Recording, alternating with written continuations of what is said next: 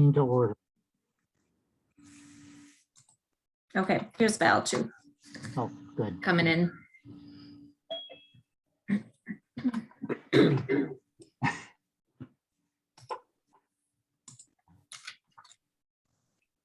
All right, meeting is called. First order of business is approval of the agenda. Do I have a motion to approve the agenda? Also move. Second. Seconded. Tina, you call the roll. Okay, we have Cliff, Aye. Pam, Aye. Val, Aye. and Larry. Aye. Third item on the agenda is the consent agenda. Do I have a motion to approve the consent agenda? Motion to approve the consent agenda. Second. Any discussion? Okay, Tina, call the roll. Cliff, Aye. Pam, Aye. Val, and Larry. Aye. Fourth item on the agenda, visitors' comments. I don't think we have any visitors, do we? Do not see any visitors here today. No. Okay, so we don't have that. Permit program number 5. Comments? Where'd you go? I did want to make a comment about the Maplewood Middle School. Nicole noted that they've been running a pretty fast, clean ship over there, and I've noticed that walking by it once in a while. It's kind of amazing how fast it's buttoned up the site. Yeah, yep. Yeah, Mary's been out there at least every other week. Yeah, that's been good. Good. And I just had a question on the 48-hour rain inspections. How often do we do those? You know, when we can, when the permit's getting to the closure, a lot of times applicants will request it because they're eager to start that process, or if we see through inspections that it would be a good time when the site's all stabilized and finally restored to do a sort of a final inspection. A lot of those are happening in the fall, just as a function of a lot of people trying to wrap up their projects at this time of year. You'll notice a lot of permits were closed as well. We've been busy doing these, you know, final walkthroughs and trying to get the items that we need to close the permit. So. Good. Yep, excellent. Any other comments on the permits?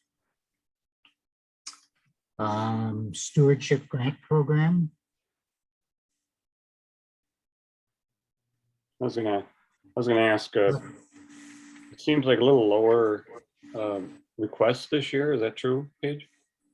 Lower compared to last year for sure.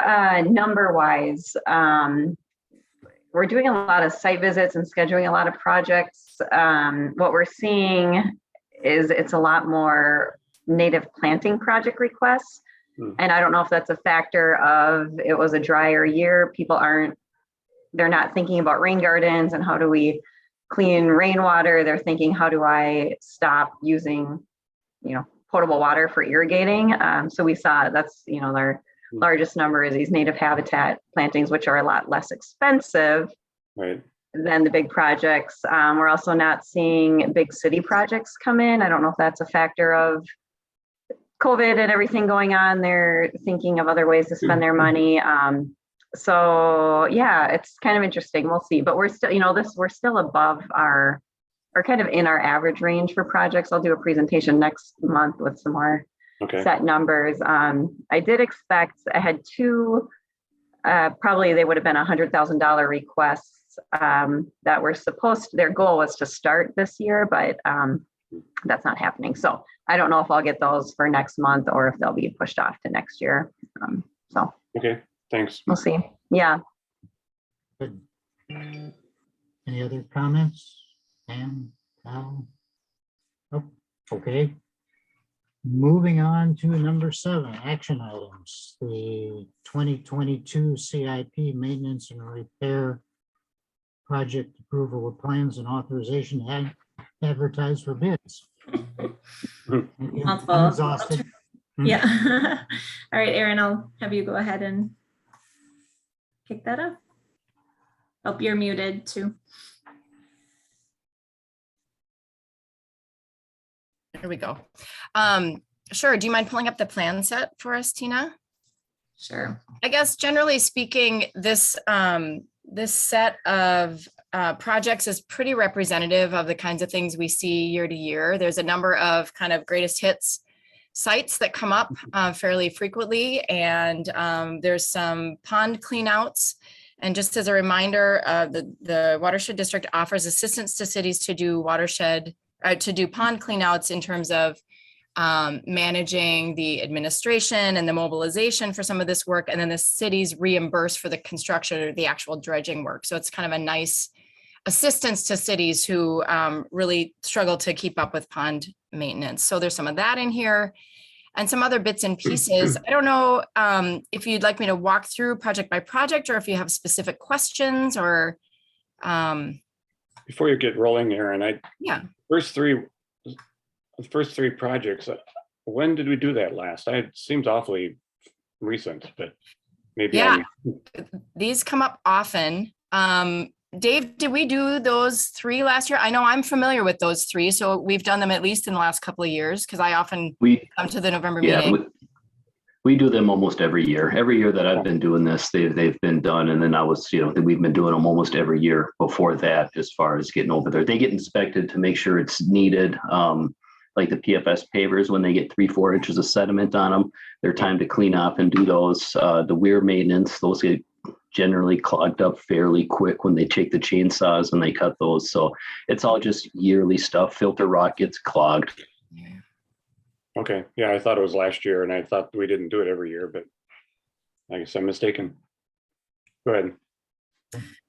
So yeah, those are pretty common ones. The lower Afton Road drainage way, that's a typical one too. Dave, that's one that, and maybe you already mentioned this, I'm sorry, my connection cut out for a moment there. That one, I think that's the one that I know Gareth Becker calls the sand trap because it fills up with sand just about every year and does a lot of good. It's great. It's like best like bang for buck sand trap we got in the district almost for how fast it fills up. It's a nice one. Mm-hmm. That one's a bit of a workhorse. The other ones that come up a little less frequently, so the Coleman Basin sand filter maintenance project, that's that large iron enhanced sand filter that's off of Beam Avenue. And it doesn't get maintained every year, but the inlet does get kind of gummed up with cattails and sediment buildup just because that's right where the stormwater is coming in. So it tends to stay a little bit wet and a little bit mucky. And so every once in a while we have to go in there and clean that out to keep it functioning. This looks like more of an overhaul of the whole surface, isn't it? The front, maybe 15 feet or so, just like we've done in the past. We're still getting really good removal rates, and there's parts in there that aren't really filtrating great, but the removal rates are still showing really good. So it's kind of like, well, if we're getting great removals, why clean out and replace everything? I thought the plan set showed that you were taking the sand off of the whole surface of the entire pond. No? No. Okay. No. Sites 6 and 7. Number 6, I was wondering why we're doing that at all. I mean, that was a research site and it's really minimal treatment. Why don't we just abandon it? Well, the thought was it's kind of a sweet little research site, like you said, and it's a good opportunity to test a different media. So the thought was, and it's pretty overgrown. We haven't monitored in that spot for quite a while. We got a lot of great data from that spot on spent lime efficiency that we've then leveraged in other parts of the district and elsewhere. So it seems like a good time to clean it out a bit and put a different filter media in there. So that's what that one is about. And then start monitoring it again to get more information on a different media. Okay. And then County Road D washout repair, is that something we're doing? I mean, that seems like it's not a district responsibility issue. No, it's not. We're interested in getting it done, but. Yeah, that was a request of the county. They asked if we could help facilitate that project and bring the partners together. So that's similar to our pond clean out. great. We help them look at a design and then they'll be reimbursing us for Okay. that project. Yeah. That sounds good. Yeah, and it's also getting fairly close to a house when they came, and we can move faster than the county could on a repair. So it's kind of, I wouldn't say an emergency, but something that should get done sooner than later. Yeah, it looks like it's really needed. Yeah. Yeah. Yep. Yeah, and then the Jarvis Creek improvements project is just upstream of, wait, am I getting this confused? Let's see. Which one is the Jarvis Creek? That's the filter rock, right? Site 8? The filter rock is going to be site 3.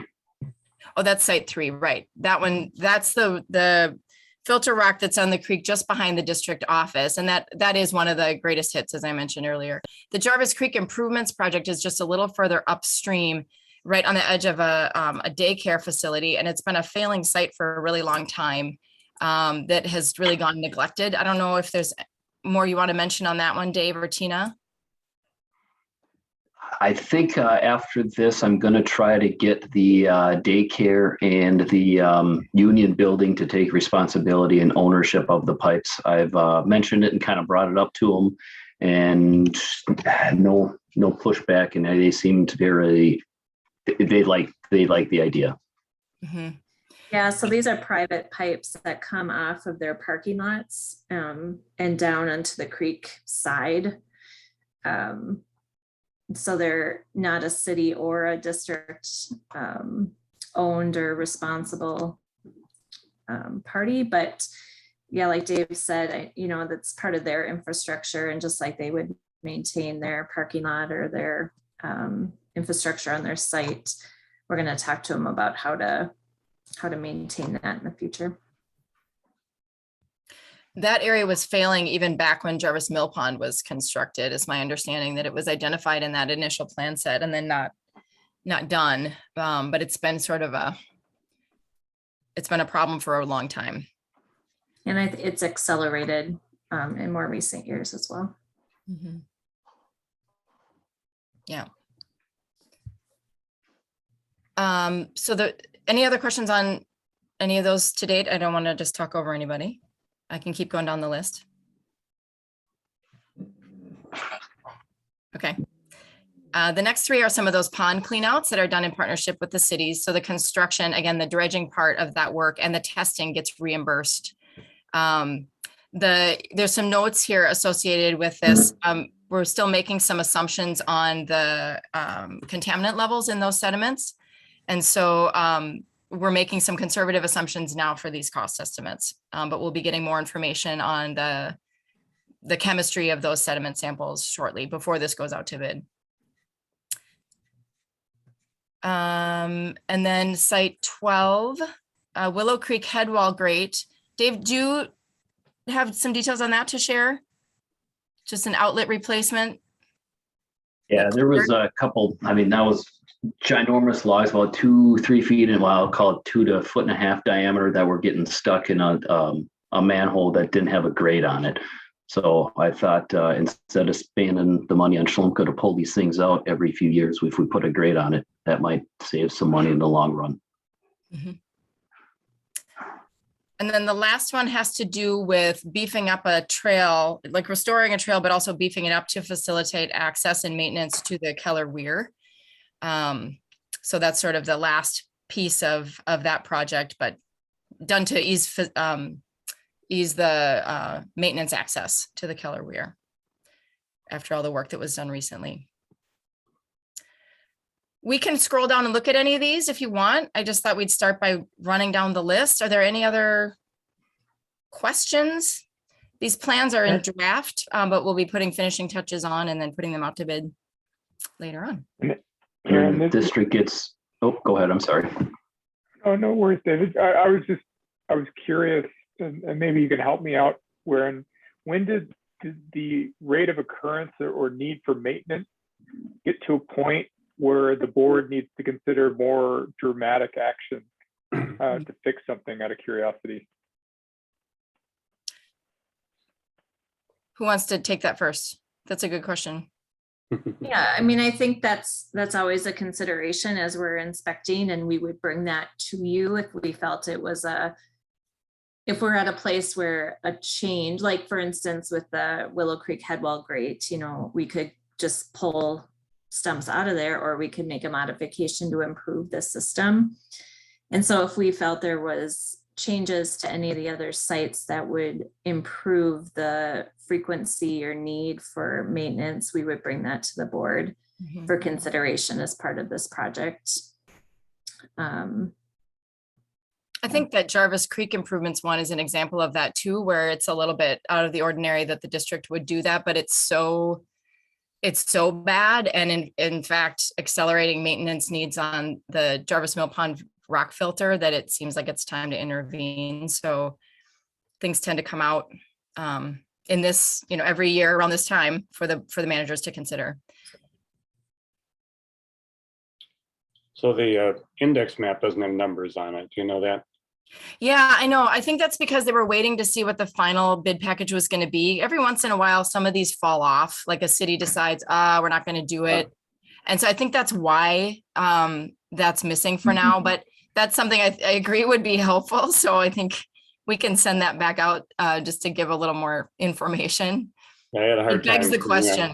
Yeah. A couple of these were. Yeah, that's a fair comment. Yeah, that was one I had too. Yeah, that's fair. Will the new maintenance system ranking that the guys are working on, will that help identify those projects that may need to be escalated beyond just CIP? Yeah, I mean, the intent is that it will identify and prioritize projects that do end up in the CIP maintenance program recommendations every year, and then also potentially identify larger projects. And one of the things I wanted to be sure to mention is one of the things that team is doing or will be doing is going back to look at previous years and the maintenance activities that happened to see if those would still remain the highest priority or not. So to sort of test our past assumptions with the tool that ultimately gets developed. Okay, thanks. Any other questions or comments? I was just going to reiterate that we will get reimbursed for the Site 7 for that County Road D project, since that's done for Ramsey County, and then the 3 ponds for Woodbury. So really kind of some of the higher ticket items. After they get done, we'll get a reimbursement check coming back. Great. Yeah, it's almost 300,000, I think, of that total About half. will be reimbursed. Yeah. Good. Do I have a motion to accept this and authorize it to be sent out for bids? There's language right in here if someone wants to.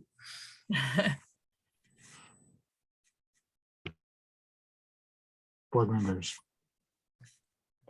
I'll move to approve the preliminary design, estimated cost, and proposed project schedule, and direct the staff to finalize the design and bidding documents and advertise the bid project for bid. Great. Second. Any further discussion? Okay, Tina, call the roll. Okay, Cliff, Aye. Val, Pam, Aye.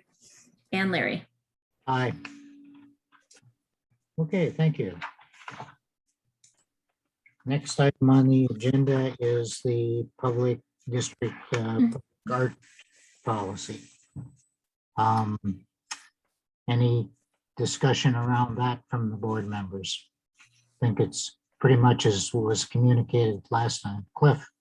Yeah, I had some issues with the 5th bullet. Projects are funded through reimbursement upon completion and final inspection. I think there's a lot of potential projects from, I mean, artists aren't rich people. They're typically pretty poor. And there are probably going to be a number of situations where they need an advance of some sort to get materials and get started. So I drafted something that says advance upon budget, advance on approved budget may be considered if shown to be required and only upon approval of detailed renderings with materials, dimensions, and production process and schedule. So intent is that they would provide us a lot of specific information. We would definitely approve the design, and they would have a specific production process and schedule for completion. And upon that, we would authorize a certain amount for an advance, at least be able to consider it.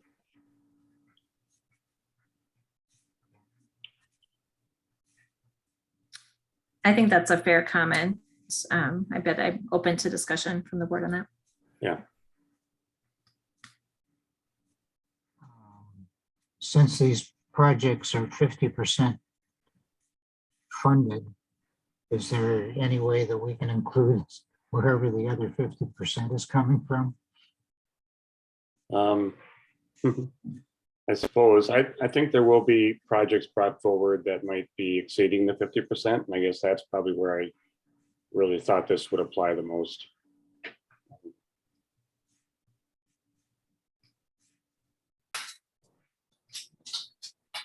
Tracy, do you have any comments? I don't. I mean, I think all we're looking for is security that it's going to be followed through, right? So even if our 50% was the first money in, if we feel like our documents are strong and our partner is strong, you know, I'm not too worried about the exposure for the district in that respect. Yeah. All right. I mean, the projects we've had in the past have all been very positive with the artists. I don't think we've had anybody mislead us in terms of what they were going to produce. So at least from my experience, I think we're pretty safe. And this is just a, you know, just as may be considered. It's not, we're not committing to it. Mm-hmm. I just want to pipe in. I support what Cliff said. I think he's right that we shouldn't ask for artists to wait until they're completed to get any money to do their project, because that might inhibit people.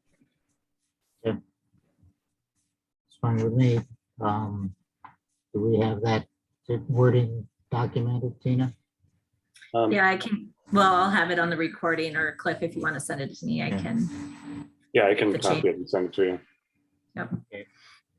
Any other discussion of the public art project policy?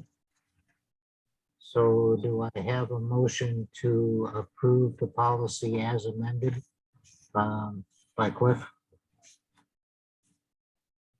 Also move. Good. Second, I'll second.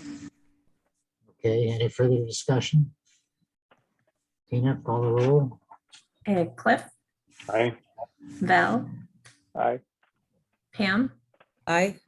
and Larry. Aye. Okay.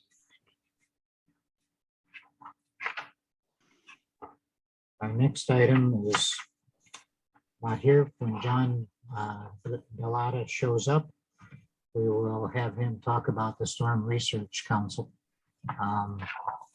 He was active in the water conference that we had a couple of weeks ago. And I thought it would be a good time for him to update us on some of the projects that they have. He should be coming in a little bit later, so we'll revert back to him as we get to that point. So that means the next item is the website review, St. Paul meeting. Actually, I think you've skipped over the attorney report. Oops, I'm sorry. Thank you. Yep. Thank No problem. you. I'm here to tell you that was very apropos, because as you can see from my billings, we just really didn't do anything but prepare for the meetings, follow up on the meetings. So I have nothing to report, which should be good news, right? Okay. Sorry about that. I should look at my agenda instead of my book. That's okay. I'm not shy. If I had something really important, I When would you jump in. tell us, okay, good. The next item is item number 9, board policies and operation. We had an excellent wetlands workshop just a few days ago. We'll be following up more on that, but I wanted to know if there were any preliminary thoughts from the board as a result of that workshop.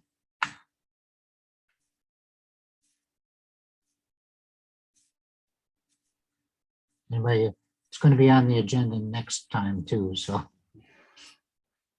I was really, it was very informative. I think what it left me with is there is a mountain of work that previous groups have already done. I think as spoken to by Cliff and Aaron, and it'd be wonderful to see that move forward or see how we could use that information in setting policy and or figuring things out. I was surprised that there hadn't been like a formal urban kind of report, but once again, it sounds like we have that data. So is there some way that we could do that technical referendum? I think that's what was discussed. I'd really encourage that. It sounded like a really great idea that came out of a discussion in that watershed board. I mean, in that workshop. I think what you're maybe referring to, Val, is, I mean, that earlier data prior to 2005 was a big input to the comprehensive plan and the new rules, rule E and F, or all of them. Yeah. yeah. Yeah. So maybe some of that, I don't know, I think we had a kind of a rule background statement or justification document that kind of led to justify why we're proposing those rules. We're working on it with Capital Region, remember, Tina? We both adopted similar things. I think we went farther with the buffer rules than they did, but maybe if you could look back and see if there's any documentation that would satisfy Val's concern for that earlier stuff. Well, and I think there was mention that we could go back during that time and pull out some of that resource. And I thought there was like a prioritization tool or some other mechanism that was created as part of it. You know, I think what it uncovered is there was a body of work, and I just am trying to map how that work is influencing what we do and say. So having that kind of written down, I think would be helpful, or passed to me in some way or made more public, I think would be great. Yeah, that's the intent, is after the first of the year that we could, you know, really move on this topic of wetlands and restoration, things that maybe have come out of this workshop. And there's some background information, like if you want to know more about wetland identification and classifications and how we kind of collected all the information about the wetlands in our district. And then there's this idea of looking forward to restoration or finding sites to help, you know, kind of meet our goals of no net loss. That certainly will, be brought to you for discussion. But we'll want to make sure we have some of that background for you too in there, so that you can kind of understand how we walked through that over the last several decades. Yeah, and it was that last thing that you said is what was, I hadn't found it in my notes, but when you said it clicked right away. It's like there were some target areas that we had discussed previously that were kind of put on hold. Yeah, that's exactly what I was looking for. Yeah. Good. John's here. John's Yep, here. I see him down there. Hi, John. Good evening, everyone. Hi, John, over there. Yeah. Two Johns. One other thing before we get to John is that, so for the wetlands follow-up, pull some of that information together so the board can look at it and we can have a discussion about where we're with our wetlands program at a future meeting, which will probably be January, would be my guess. Yeah, that's what I was thinking. We would look towards January. Right. Okay. The other item on the board issues, policies and operations is the West Fadness Lake follow-up. And Tina, you contacted them and they just couldn't make this meeting, right? Right. So Phil couldn't be here tonight. He's still, I haven't heard confirmation that he'll be here in December. But that's what the other date that he's looking at for December 8th. So. That was the next step that we agreed to at the last meeting, was to have him in for a discussion with us. What they're doing, how they feel about it, and the fact that their property is right in the middle of our flow stream. That would bring us to item number 10, which amazingly enough, John showed up right on schedule. Good job. So this is John Bellotta. I'll let him introduce himself, but every conference I seem to go to, John is there giving excellent presentations on the work that the Stormwater Research Council was doing. And we continue to fund this because everybody seems to agree we get good payoff from it. So John, can you review a little bit about what's going on? Great. Well, thank you, Larry, for the kind introduction. And it's good to see everyone. And I miss being back in the boardroom. It's been too long. So, well, thank you again for having me. The purpose of tonight really is threefold. But first and foremost, I want to extend my thanks from the Minnesota Stormwater Research Council to the district for making an investment in the research program that you have for the last 3 years. And so my number one objective tonight is to extend that thanks to you and give you some examples of what your investment has produced and some of the projects that are resulting in some information and getting some questions answered that we need for better stormwater management at the district level, at the city level, and with private consultants that work with our cities and our communities. So, so what I'd like to do, Tina, do I have the ability to share my screen? Yep, you can go ahead and share. Okay, so I just have a very quick presentation. It's only 9 slides, so Tina, I can see you. Can I get a thumbs up that you can see that? Yep. All Got right. it. So what I'd like to do is just a quick profile of the Research Council over the last couple years. And this year really represents a milestone for us because we've completed 15 of the 23 projects that we've invested in since the beginning of the Research Council. And so I'm not going to read through everything on the list. By the way, in your packet, I believe on page 79, you have our annual highlights. It's this rust-colored document. So I believe that's in your packets. Basically, everything I'm going to say is paraphrased in there. But just to give you a highlight of some of our current projects, the first 4 on the list here are all going to be done here by the end of December. And actually, number 1 on the list is a stormwater pond treatment project that actually just finished this weekend with Greg Wilson at Bar Engineering. And I'll talk more about that in a moment.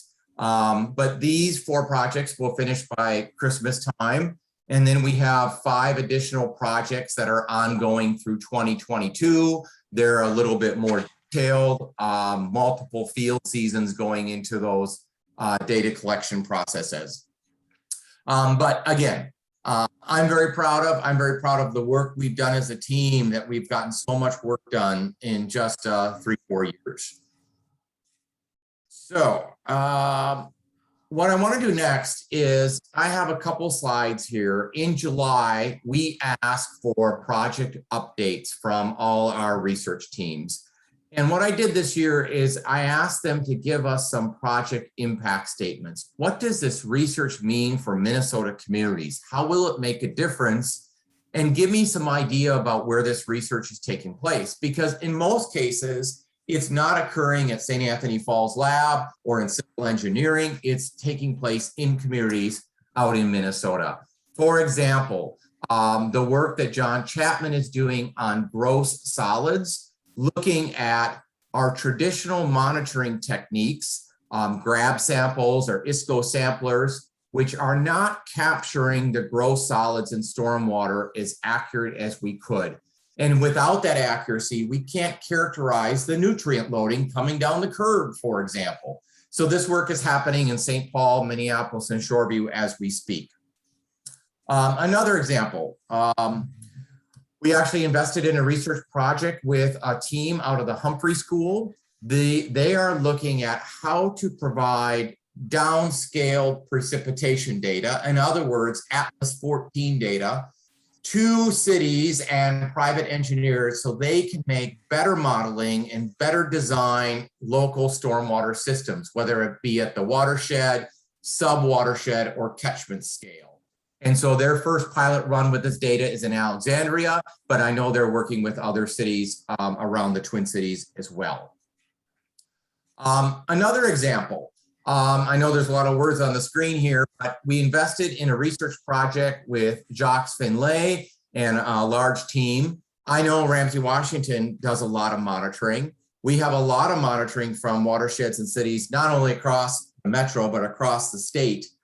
But what if we were to combine all that data? And so we're working on a project right now we call a metadata analysis.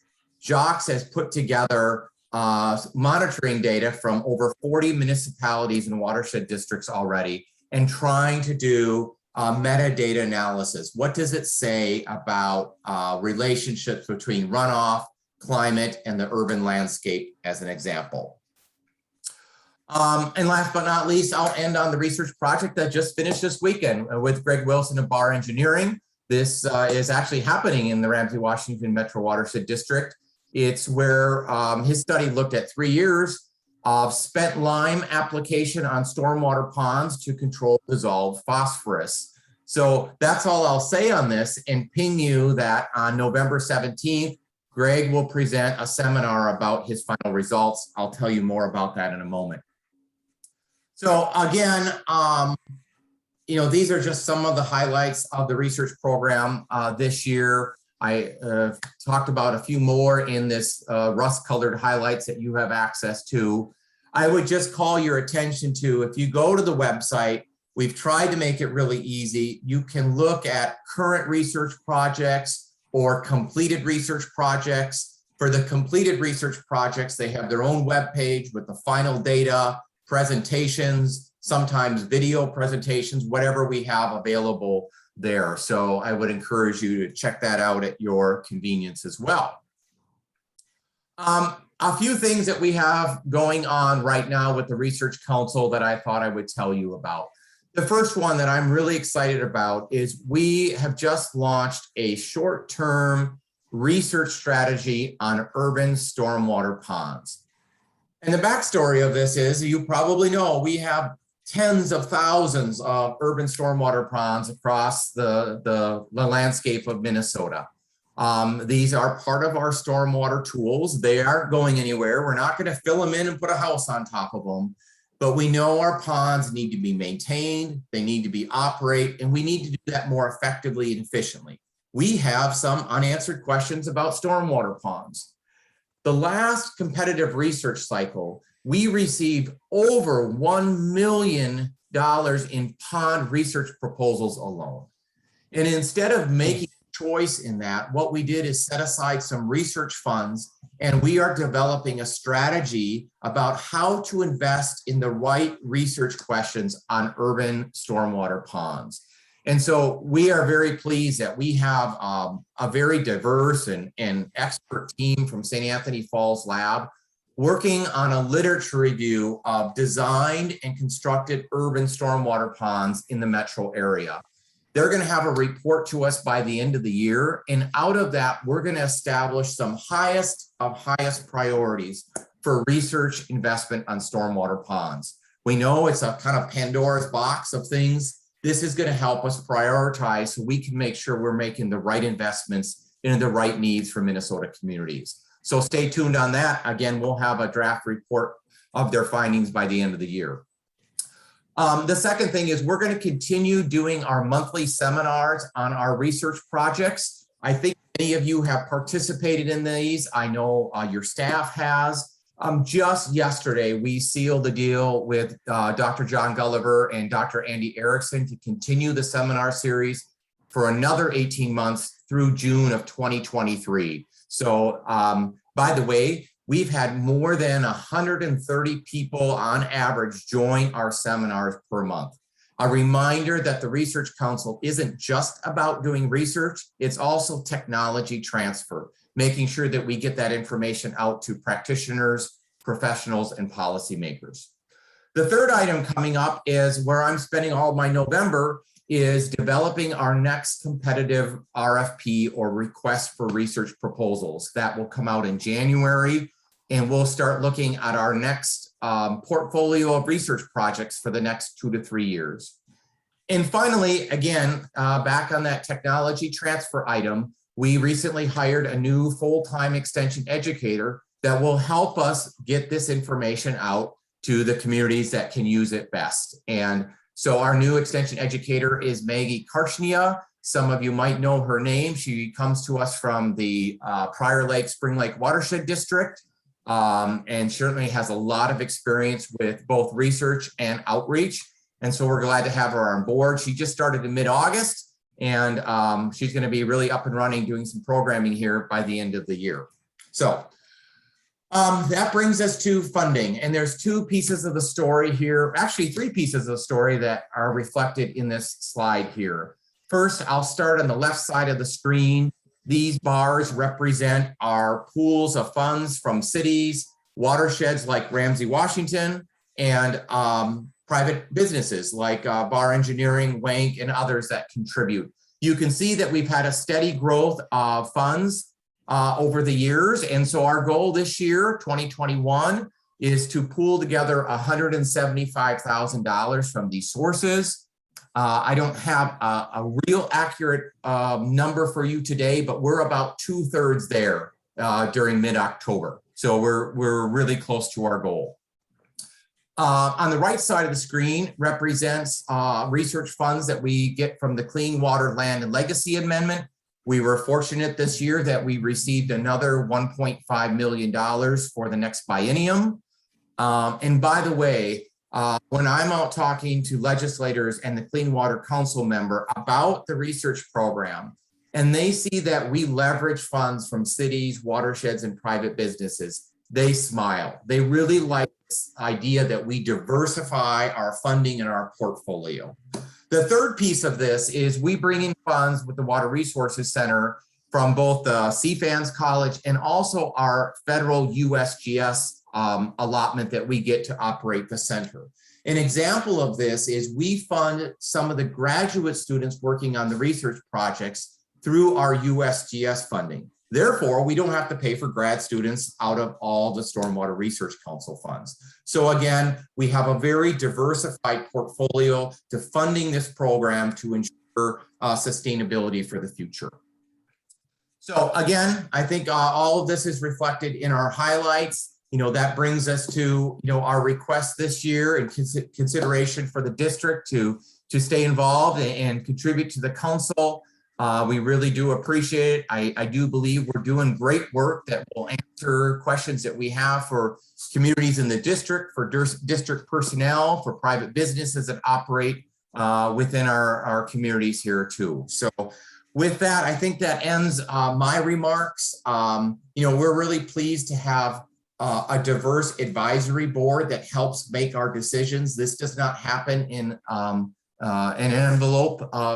And we have 20 members that serve on our advisory board representing watersheds, cities, private businesses, not the researchers themselves, because that would be a conflict of interest. So we're really pleased that we have Bill from the watershed district that serves on the advisory board. So thank you, Bill, for all your service, because it's not easy when we're reviewing all these different great proposals and making some challenging decisions. So I'll stop there and certainly take any questions and highlight anything else you'd like to talk about.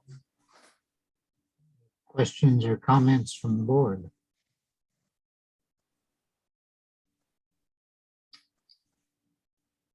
Don, I just want to say thanks for all your guidance in this whole research program. It's been great to sit back and be able to see how you're progressing. It's been a long time coming.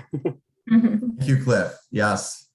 With seeds sown by you and others, we've germinated and grown a really good program. And maybe an update, Cliff, to your question you asked at Metro Mod. We presented a couple weeks about this. We do have another great leveraging opportunity that I am just recently had conversations with the Center for Watershed Protection. Oh yeah. They in fact want to start an urban research program, and So we're going to look at opportunities to perhaps leverage with them. We're having conversations. Certainly, we used to rely on work out of the Center for Watershed in Minnesota. And I wouldn't say the tables have turned, but they're looking at our leadership and our work that we've done in urban stormwater management and as a model and how we can partner with them. So what I've been trying to say the last couple of years, not just about the funding, but we're trying to take our resources to do 1 + 1 = 3. You know, how do we leverage not only money, but expertise to accomplish and get to some of these critical answers that we need for stormwater management. Great news. And the thing I like best about it is that you always have a practical outcome in mind. It's not just research for research, but it's research where you're clearly focused on how it's going to be used to make the municipalities, the users, the people that are responsible, and the environment a better place. So I really appreciate that. And with a clear focus on technology transfer. That's Yeah. Mhm. Yeah, I was excited to hear that Maggie is on board to help you all with that. It's Yeah. good. Mhm. Yeah, that'll be a good thing. Well, okay. Well, thank you, John. Appreciate Thank you all. time. Yeah, and I'm sure we'll see you at another conference someplace as usual. Hopefully soon in person. So There you go. Yeah, you never know. Thanks. all right. Thanks, John. Thank you all. Have a great evening. Good to see you. And that segues, now that I'm looking at my agenda again, the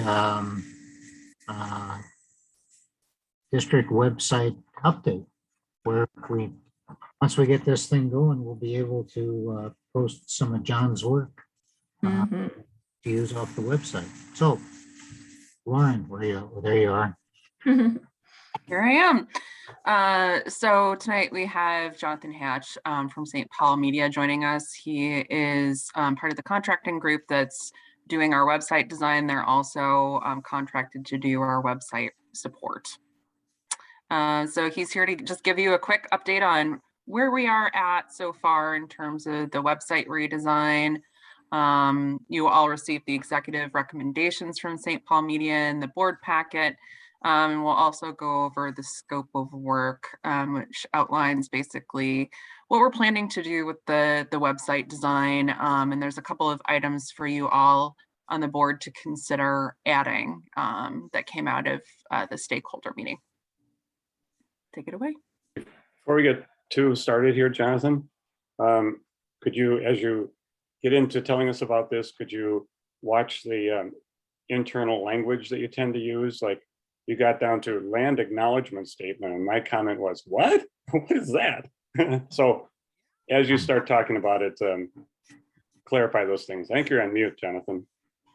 Well, I also saw the land acknowledgement statement, and I'm not sure that's exactly appropriate for this discussion, so go ahead. Oh, still can't hear you. Yeah, I don't think it's a mute thing. Might be your headset. While he's figuring that out, in terms of the land acknowledgement statement, what that is it's basically a statement acknowledging the indigenous land that the watershed district rests on. Okay. It's something that organizations tend to do now. It was a staff requested item, which is why it's on the executive recommendations. There was a what requested item? Staff. Yeah. Staff, okay. Well, I know what it is. It's just another different discussion the board has to have at a different time. It really doesn't have anything to do with the website, so go ahead. Nope, still. Well, you may have to carry the ball, Lauren. All right, well, we'll wait for him to log in. Maybe he just needs to use the headset there. Yeah, I'll let him back in when he comes in. If we could also jump to 10B. Oh, here he is coming back in.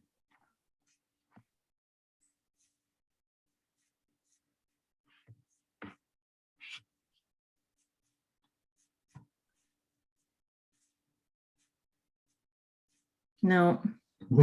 This is Do you, not do for you our have website. computer, Mike? Can you, maybe it's just the headset.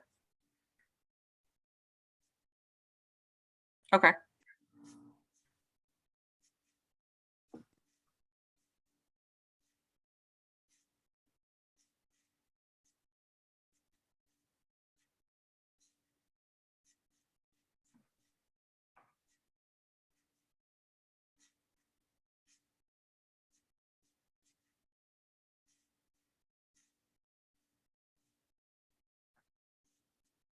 And we'll see if it pops up here. Hasn't popped up yet. You have all the numbers. Yeah, I forwarded him the board invite email.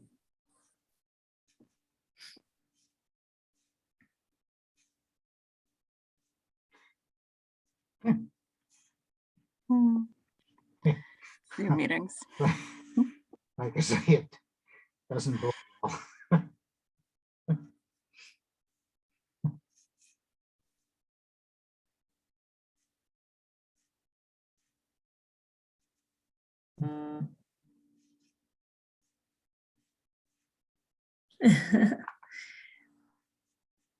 All right. Oh, here- no.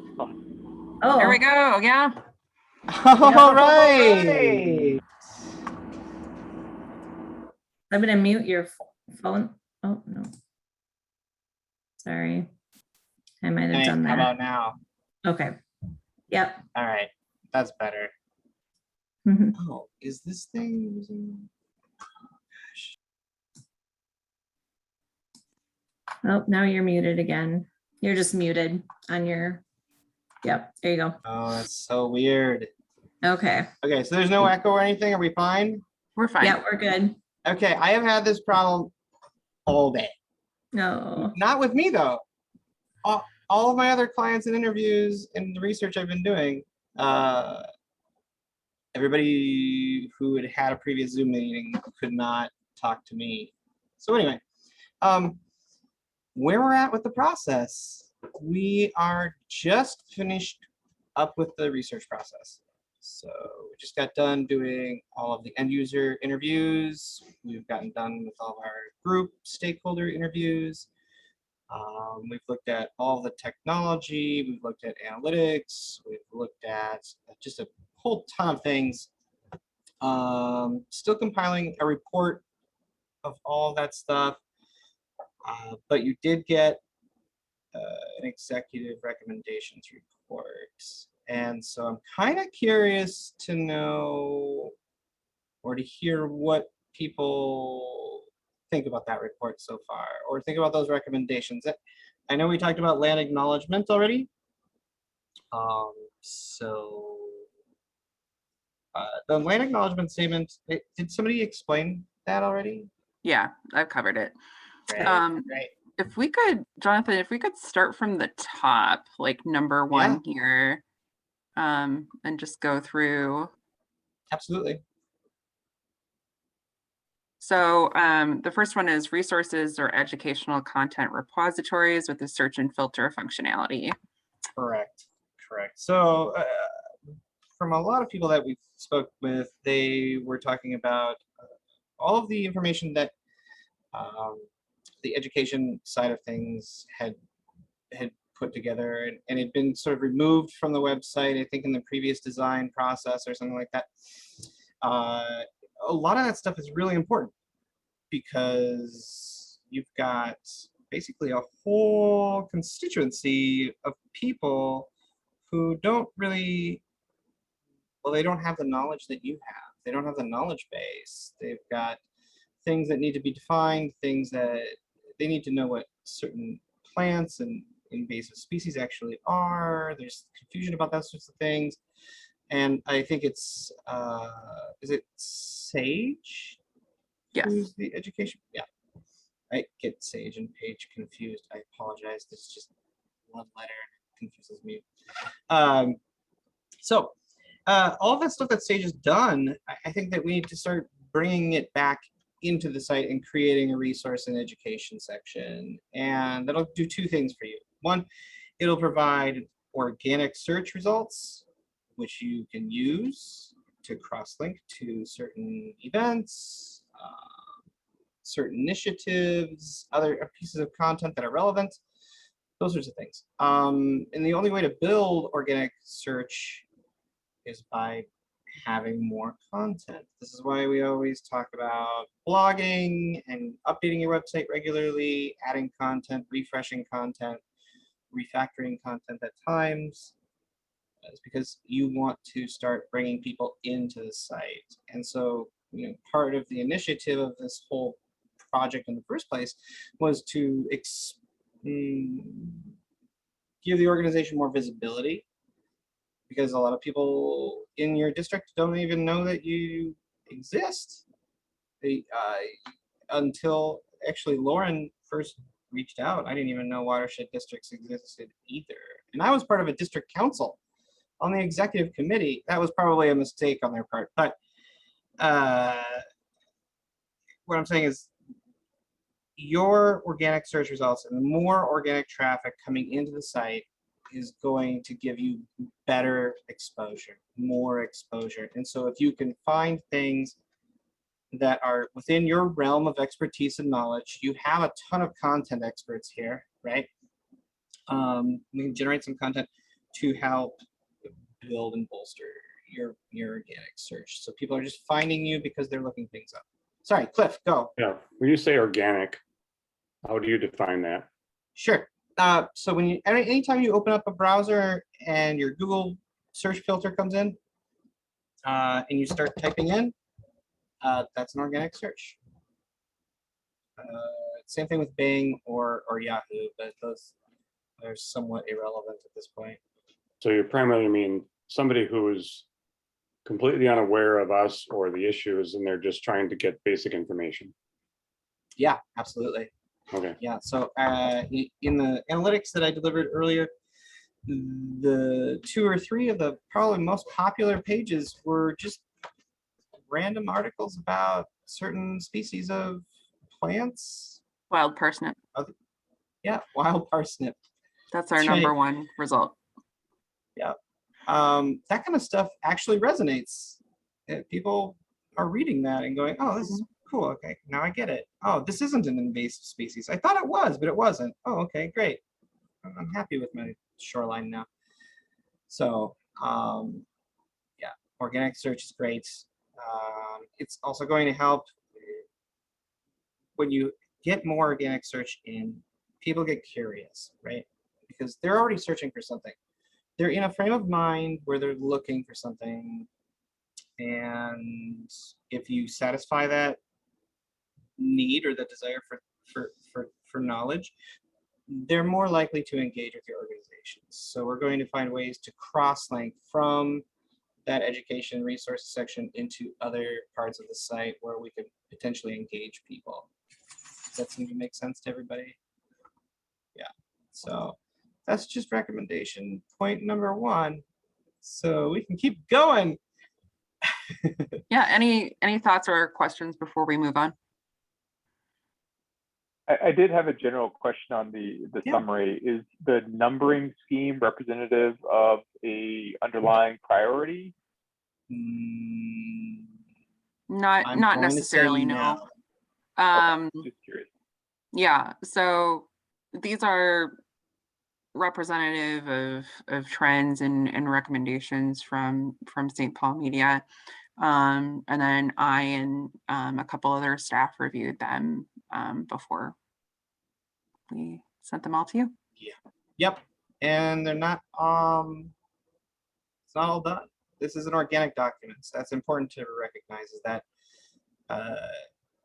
when we get through into the strategy process, that's when we'll actually start to prioritize these recommendations and start to talk about that stuff. And so we're just jumping into we're actually a little bit ahead of schedule. So user experience was supposed to start next week, but we're already into user personas, which is part of the user experience phase of the process right now. And we've actually gotten through 2 of the user persona meetings. And for those of you who don't know what a user persona is, the user persona is essentially a characterization of a user group. So we create this sort of quasi-fictional person. They inherit many of the traits and characteristics of a certain group that helps us design the website in what we call empathetic design. So that's where we're at right now. Actually, we're still just finishing up user personas. They're also pretty common in like ad agencies and marketing groups. We'll use them a lot too. So it's a good way to make sure that we're covering all of our audiences. Yeah, we do it all the time at our work too. done. Oh, go ahead. Sorry. I said we do it all the time at our work too. Yeah, you know what I'm talking about. So once the key insights report is actually somewhat finalized, which will be a little bit later, you'll get probably they'll be delivered a big packet with the different user personas that we've used. We have the key insights report, all those sorts of things, but we're going to just kind of keep pushing through this process. We're not going to like slow it down so that every month I have to update you and tell you about all these things that we've done. We just want to start plugging away at these things. So but a lot of the stuff that is in this report is stuff that's probably not really a surprise to you, because a lot of it were primary complaints or pain points, I should say, that the organization had sort of identified already. We were just there to like actually collect the data, make sure, and that there was, confirmation was there. And we've confirmed a lot of those things are true. One of those things being funneling engineers and people who have very specific tasks that they need to accomplish on your website, funneling them off into their own section where they have access to all of their reports and data and that kind of stuff that they're looking for to get their jobs done as quickly as possible. Creating that resources and education section so it's a more general thing for your average Jane or Joe from your district to help them understand things. I think Simba actually had a really good idea of like talking about Watershed 101 and what that is, what the organization does, what does it entail, what does water quality mean, those things, kind of explaining what you do, who you are and what you do. That'd be separate from the about section where we talk about the organization just as a whole, as composed of. So, were you gonna say something? Or was that me echoing? Looking at Laura. I think that was you. Yeah, it was me. Okay. I keep getting this echo now. There's just this weird delay between my headphones and whatever, so I can hear myself talking, and it's really disorienting. So how many personas do you have you created? You've given us two, but you say there are more. These are examples. How many personas are you working with? So far, I believe we've got 7. 8, yeah, 7? so we've completed 5, and then Simba and I will be working on the last 2. So we have an example would be Ron Resident. Ron Resident is a lakeshore owner on his lake association, is concerned about flooding and water quality issues on his lake, wants to see a solution, wants to know who to contact. So that's an example of a persona that we've developed. We have somebody who's from a faith community, possibly interested in the Stewardship grant program, is going to want to be able to get connected to resources in terms of maintenance. So those are 2 examples of people that we've developed so far. Correct. Yeah, and so with every one of those personas, we get a list of tasks, motivations, goals, challenges that they've had either with the organization or that they've had with the website. Are you going to map to which unit persona you think might be more prevalent or maybe which user persona best reflects our target audience? Is that something that you're going to define and potentially we could see? Because not At all some point- user personas are equal, right? That's a good question. So some user personas, for instance, Ron Resident is going to be probably prioritized, but a lot of this is really just identification of patterns and creating a rubric from the different patterns that we find in terms of like what their motivations are for engaging the organization, what their tasks are on the website, what kind of content they're looking for, those sorts of things. So yeah, there'll be some prioritization of certain audience groups. I mean, you are essentially beholden to the tax-paying resident in your district, right? So you should probably put some of those needs up front. But honestly, that person's particular needs, that character's needs are pretty much in line with your organization's goals with the redesign of this website. So that kind of works out in your favor.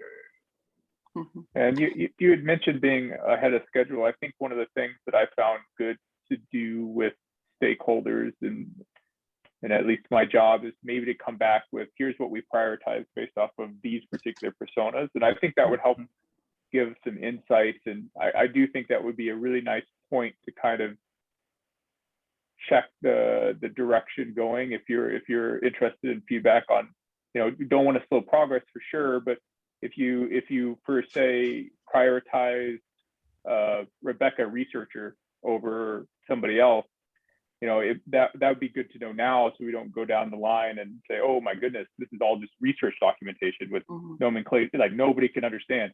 I think that would be a really interesting point to bring back when that progress has been made. Absolutely. So that brings us to a key point in one of the in the scope document. We discussed this actually at a previous meeting that Val, I think you were part of, and I said, hey, we've got some things that we need to probably think about. And one of those was prototype usability testing. And so that is something that we put on the docket for you to think about, vote on, whatever you need to do. It was not included in the original scope, so that's why we're bringing it to you. And there are two different places where we're going to do the testing. We're testing in the prototype where we actually test real users, live users against does everybody know what a wireframe is? Yeah. So it's an interactive wireframe. It's built within WordPress. And what we're going to do is test them with various tasks, give them certain contexts that they're using, that they're trying to work their way through with the task with, so that we can test user pathways. Thank you for sharing the screen. Yeah, so testing those user pathways is where we're going to find some of those answers about what should and shouldn't be prioritized, what content is actually resonating with your audience, what language isn't working or is working. So, for like instance, the label of the education and resources section itself. Is that going to be education and resources? Would that speak to people? Is it going to just be education? Is it going to be called educational materials? As you know, you're on your current site, you've got a very explicitly labeled navigation items.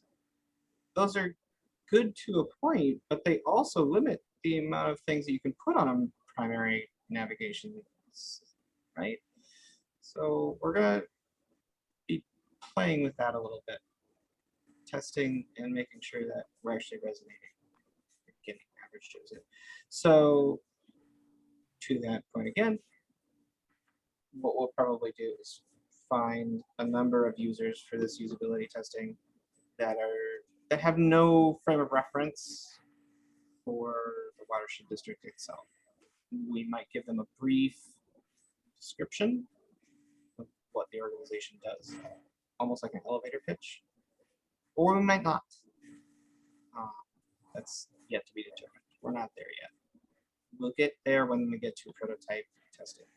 And there will be an opportunity for staff, leadership, people who are involved with this project to review that script and to review the tasks. Maybe even if, Val, if you wanted to include a certain task, we are more than happy to take suggestions as far as like what you want to see tested. So yeah, that's prototype usability testing report is there. The content migration and population, that was also not included in the original scope. It kind of, it's up to you whether or not you wanted to expend your organization's, your organization's staff's capacity to bring all of the old content over, or populate some of the content that's already been developed, stuff over into the new site, or if you want us to take over and do that for you. And then, of course, the third thing was another user acceptance testing scenario where we're done with the site. It's on a staging server, ready to go, and you have another group of users go through similar tasks. So maybe a couple of different ones if you want to mix it up a little bit. But yeah, I want to make sure that we don't catch, there aren't any red flags with the final design. People are catching. Does that make sense so far? So Tina, as Jonathan mentioned, those 3 items that show pending board approval were not in the original scope, but they are things that have been suggested that we consider. And Lauren and I have talked through those, and we think those are probably good steps to take. And I think we can fit that within the budget we have for this website development. You know, we have additional funds available for this project that I think we could use for that. I'm just a little confused yet about what the, I mean, if I could just get a brief 2-sentence, what's the primary benefit of using the testing approach? Yeah, Lauren, do you want to cover that?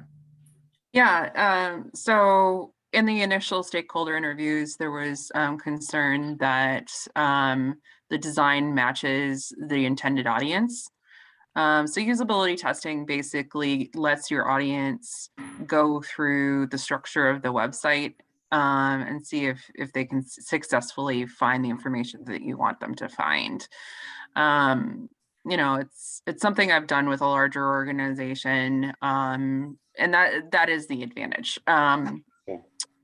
You know, it's additional cost. It's not terribly high. It's about $1,500 per usability testing, and then it's $2,500 for the content migration and population. The advantage to content migration and population being on St. Paul Media's end is we're not basically taking staff out of their regular routine jobs and having them do content population. I assume they do it more efficiently because they're doing it all the time. Right. Yes, correct. I mean, generally though, you still need the staff to do a review, right? Doing content migration. Yep. Absolutely. Yep, absolutely. Yeah. So what's included in the prototype training, which is listed just above, is actually training of the staff, whoever's in charge of content curation, to populate that content, because that prototype that we're using to test is actually the same site that we'll use to develop on top of. So you're going to be populating content into the very site that you're using. It's just, it's almost like a cocoon, right? And then how cocoons work. Yeah, to me, it seems that it would make sense to pay to have somebody else migrate it. The other point, Cliff, is that when we were doing, when I was doing this work on the 3M website, you tend to get, it's what's called inside out thinking. In other words, it's clear to you where things are and how things work. What you want is it's clear to the people that you're trying to communicate with how they can find things. And so that's why you do that kind of a testing, so that it makes sense to somebody other than us. Yeah, actually, and that kind of comes back to Val's point about prioritization of audience groups, right? I think that a pretty explicit intention of this redesign is to align the organization with the public, and by using the website to refactor some of that language to connect with the public, rather than using a lot of these internal terms and acronyms and things like that, and expecting that people should just know what a water district is and what it does. And just to further support what Cliff, I'm sorry, what Larry had said, we just ended up funding a program and had 12 iterations of user testing just in the last 6 months. So I can tell you it dramatically changes it can dramatically change the direction that you're taking. So a little one early and before you launch is I think not a bad investment, as opposed to going through some extremely thorough type. It doesn't need that. This is going to be, I assume, iterative. Yes. In here, you also have number 8 is about a better permitting system. What are we doing with that? I've never had to apply for a permit from the watershed. So I have to admit, I've never tried to use it for that. But I do know, sure. I have interacted a lot with like Ramsey County in the state of Minnesota. And they have these, you can fill out the form online, you click the button, off it goes to them. Are we looking at something like that too? Because that's exactly what we're talking about. Okay. Using interactive forms wherever we can. There are certain pieces of the permitting process that I don't think you're going to get away from, as far as like static pages are going to be concerned. Tina's nodding along because she knows what I'm talking about. There are just things that you can't get past. But there are things that we can improve and make it easier. I mean, even just an initial form to get people to actually into the permitting process itself would be an improvement on what we have right now. So. Yep. We're also seeing new audiences. So, within the last year, we created a form for residents who are looking at doing grading on their property, and maybe they're on or adjacent to a water body. And we're also seeing a lot of new development, right, on our near water bodies. And we have audiences that want to know what our permitting process is, what it entails. And they're a different audience than an engineer who's filling this out. So that's something that we're recognizing as well, is that, our audiences are changing in terms of the information that they want. Even if they are, even our resident audiences, the information is changing. So we want to make sure that we're providing that. Yeah, absolutely. Whatever we can do to improve workflow, get people to go through the permitting process appropriately.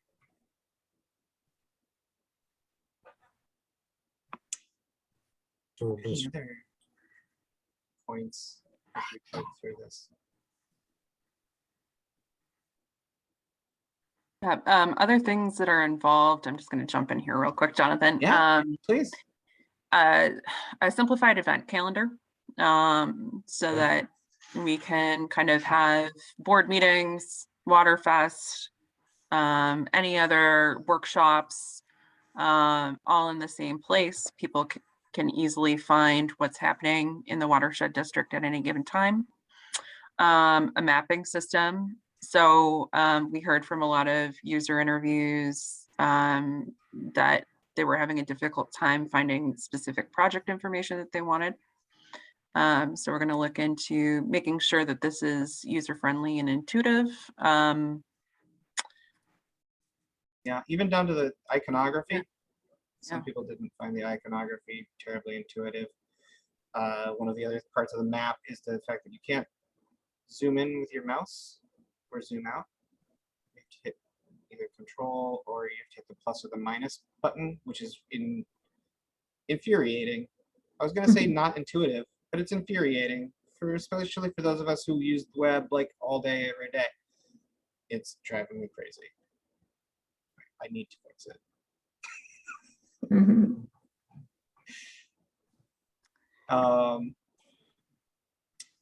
Talk a little bit about the volunteering and engagement section of a site.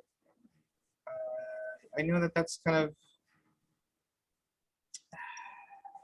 it's ephemeral right now. Because I don't believe you have a volunteer coordinator, right? We do not, no. Yeah. So. And we don't explicitly have a volunteer section. Like Minnesota Water Stewards are kind of tucked under the education section right now. You know, we have some tips under clean water tips. So if somebody is looking at taking action, wanting to get involved, as we're talking about kind of expanding our volunteer opportunities potentially, we want to make sure it's easy for people to get involved. Yeah, it's definitely kind of a TBD as far as like the functionality or what we're going to do. You definitely have like volunteerism in certain events, that kind of stuff. If you have just a volunteer section or maybe something that's even just in the about section, it's called volunteering. What can I do? That might encourage people to volunteer their time for the board, other councils, committees, and you can even bring from the event calendar certain events that do require volunteers, like Waterfest. You can highlight those as opportunities.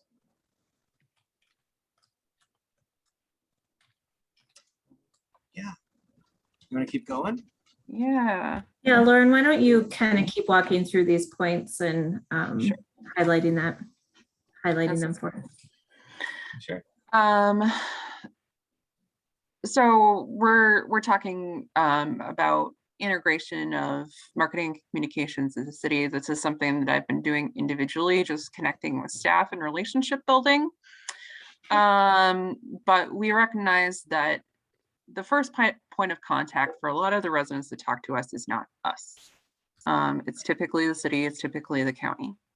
So the more that we can integrate and get our city and county partners familiar with where things are, how to refer to certain sections, you know, it bolsters our communications and marketing, as it says in here, and it also just strengthens our network in terms of communication. So that's something that we want to make sure that we integrate. Absolutely. Yeah. To that point, yeah, that kind of work takes time. So you know, you can't just immediately do it and then expect immediate results, right? Like this is going to take Lauren some time, especially with anything that's complementary. Is that more of a, it really isn't exactly a website issue. It's more an implementation issue of talking to the cities and letting them know how they can turn people to the website to find what it is that they need to get done whatever they want to have done. Is that right? Right. Right. Yeah. All of the city employees that I interviewed had said anything, any way that you can come to us and engage us and use our social media to promote events and to highlight certain projects, those sorts of things. They were welcome to it. They were like, please do. I think it's a great idea. So they would love to hear more from you.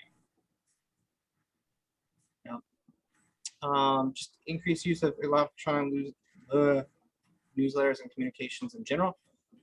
I think that would be helpful. That's helpful both for those city folks that we were talking about, city employees and other people who are civically employed, to know what you're doing, but then also for your more engaged audiences, they actually want to hear more from you. They want to see more email communications, newsletters with updates. What projects happening here and what's happening there? Yeah, and we heard from a couple of people that they either didn't know how to sign up on our newsletter, which probably means that their pop-up blocker is active, or it was the other, which was, please make this e-newsletter sign up pop-up go away. Yeah. So we're looking at a more efficient way to encourage people to sign up for the e-newsletter and integrating that. Correct. Yeah, MailChimp has a number of different options. So yeah, it'll be less intrusive, but still visible. That's kind of the idea. Let's see what else. Board community engagement section. So this is talking about the very content, about upcoming board meetings, board meeting content, some things from the document library. Making sure that it's visible and easy for people to access. Right. Absolutely. Nothing terribly enlightening there, but a recommendation nonetheless. I'd be negligent in not including it. Visuals and new design. So here's something interesting. Almost everybody that I spoke to thought that your website was pretty great. It's pretty okay. Like compared to every other water district in the state, you're knocking it out of the park.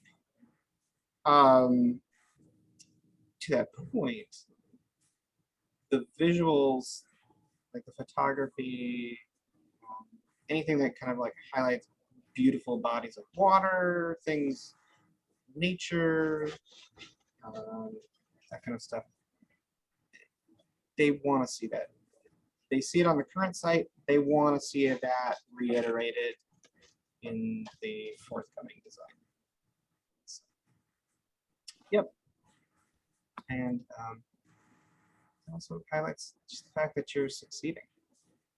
So, there you go. I realized I already went over number 13 here. Oh, yep. We kind of went over number 14 a little bit. Mm-hmm.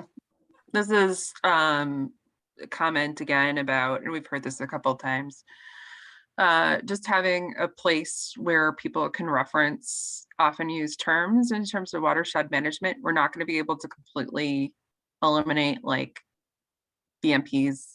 We can't go into engineering reports and rephrase things, but we can have a repository, an area where people can learn what those phrases mean. And so, if they want to go back to those engineering reports and look through them, or maybe they want to read one of Bill and Simba's research papers, they can look at this glossary and learn those terms. Yeah, absolutely. Adding a contact form on the contact page, that's pretty standard practice, but this would also reduce some of the load on Tina as far as like who they're supposed to be contacting. And if you have a contact page with a contact form with a drop down where they can tell you, this is my issue. It doesn't even have to go to Tina or anybody like that, or like that universal info at email or anything like that. It could go directly to the person responsible for that. So then you just kind of cut out the middle person, give them more time to do real work. And also would give the user some more prompts. Right now, it just opens up like an email and they just kind of free form whatever they want, into us.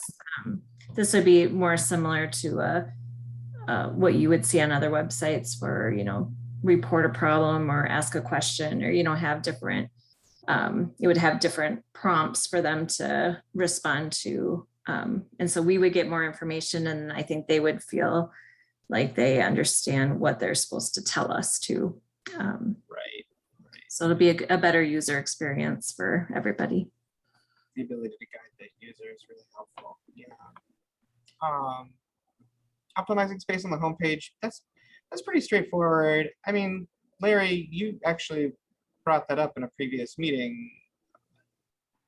The fact that that slideshow doesn't really accomplish much. We could use that space far more efficiently and highlight. We'll see what we have and where to go. Mm-hmm. Yep. That's a big yes for me. Board meetings, those sorts of things. Yeah, recent projects right now, you know, if you want to see something on an upcoming project or different things, you scroll down, and this would, you know, newspaper business, they call it above the fold. So it's what people tend to look at first. It's what they're, you know, if people aren't going to scroll down, they're still going to see a lot of the content that we want them to see.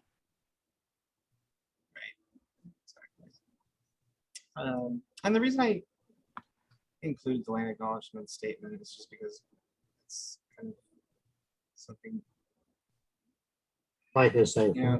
a different issue. Well, I mean, it is part of what we've asked just for a spot for it on the website from staff. This is a something that's come down from state agency to local governments, you know, just passed down from the governor on down as far as the importance of it. So I just didn't want to lose that as a placeholder. It's not super imperative for the discussion tonight, of course, but yes, it is something I didn't want to lose sight of. I know, but it's not exactly a web development issue. It's a different thing. Anyway, moving right along. Okay. A lot of things to do. Wherever we can, automation of content feeds, and content updates. Right now, Lauren and I'm sure Tina, if you're in the site, it's updating content right now. It's a pain in the butt. Basically, just means like making sure that we develop the site on the back end so that content updates in certain places. For instance, like if a project has a project manager who could be contacted, or project owner, whatever it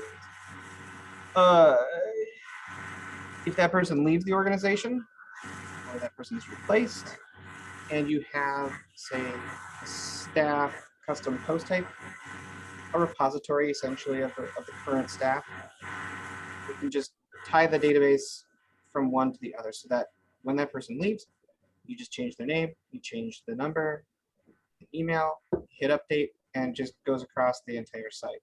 So then Lauren isn't digging through page after page looking for every reference of a former staff member or a former project or some old news item or broken links. So yeah, I think one of the things we discussed this being especially useful is when we move from, you know, a capital improvement project being created to it being maintained, and the staff member as the point of contact changes. You know, that was something that we heard a lot was, I want to know who to contact about this project. You know, I want contact information on the pages. Yep, absolutely. And that goes nicely into the next one, talking about the project listings. A lot of people really just wanted to know whether or not a project was ongoing, completed, or upcoming. They didn't know because there's no way to know now. I would suggest also adding probably a slightly more robust filter search system in that project section. So make it easier for people to find things. What else? Oh, site-wide announcement banner. It's not rocket science. It's a pretty common thing these days. It helps people know if like you're closed on Labor Day. If you know COVID happens again, COVID 2.0 hits. Here's our COVID statement. Here's a link to a thing about our response and how everything's going to happen. What our policy.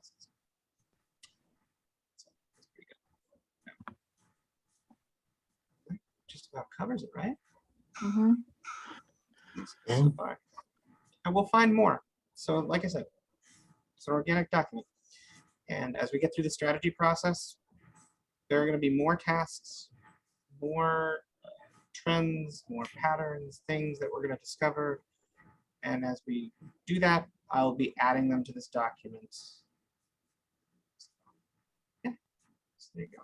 We want to make sure, that these hit, I think these are kind of the big boulders of things that we've heard from our users, from you all. And then, like Jonathan was saying, as we kind of narrow in, they become smaller, smaller little rocks that we're filling in there. But want to make sure that we're hitting the big things and the big overarching needs of the website. And I do think it meets that from what I've heard and read from you all.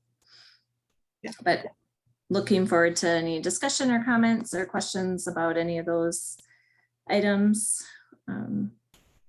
that you'd like to discuss at this time. Otherwise, we can move on. Basically, to me, it looks like a pretty good list of things. That does answer a lot of the concerns that I had, so I appreciate that.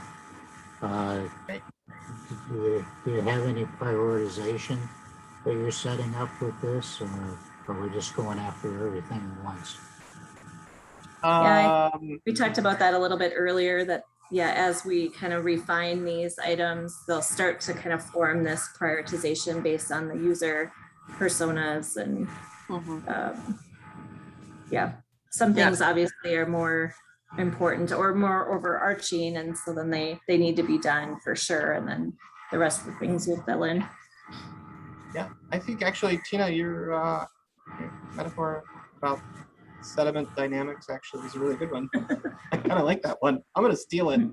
It's yours. And when we're populating these user personas, some of these features are going to overlap, particularly for external audiences. We know from initial research that our largest audience is the one, and we got a end user interview that was pretty right on. Somebody who had never heard of our organization, who attended the CARP contest, which was good event management feedback for me in terms of we need to, more strongly connect to water quality and that type of messaging at that event. But it was also good to know, in terms of their familiarity and their experience. I think the overall goal going into this is to make sure that we're reaching the audiences that we've been missing, that, we don't have the bounce rate that we do. We heard, for some users who have been with us for a long time, a point of pride of knowing how to navigate our website. And, we want to make sure that that's not a point of pride. It's just a given. We've made a lot of leaps and bounds, in this current iteration of the website from our previous one. And we want to make sure that we make another leap in terms of reaching all of those external audiences. Good. Any other comments from the board? Oh, excited to see the progress. And if you're looking for testers, let me know. Yeah, absolutely. Will do. Yeah, me too. I'm can't wait for the next chapter. Okay, thank you. Thanks, Jonathan. Thanks, everybody. Yeah, Good to see you again. thanks, Lauren. Now we have item C, emergency response plans, Coleman Creek and flood risk reduction study updates. Great. Good. So Erin's here today to talk about that. As I think it was mentioned in the memo, this will be an update this month, and then she'll be back again next month to continue the conversation. So.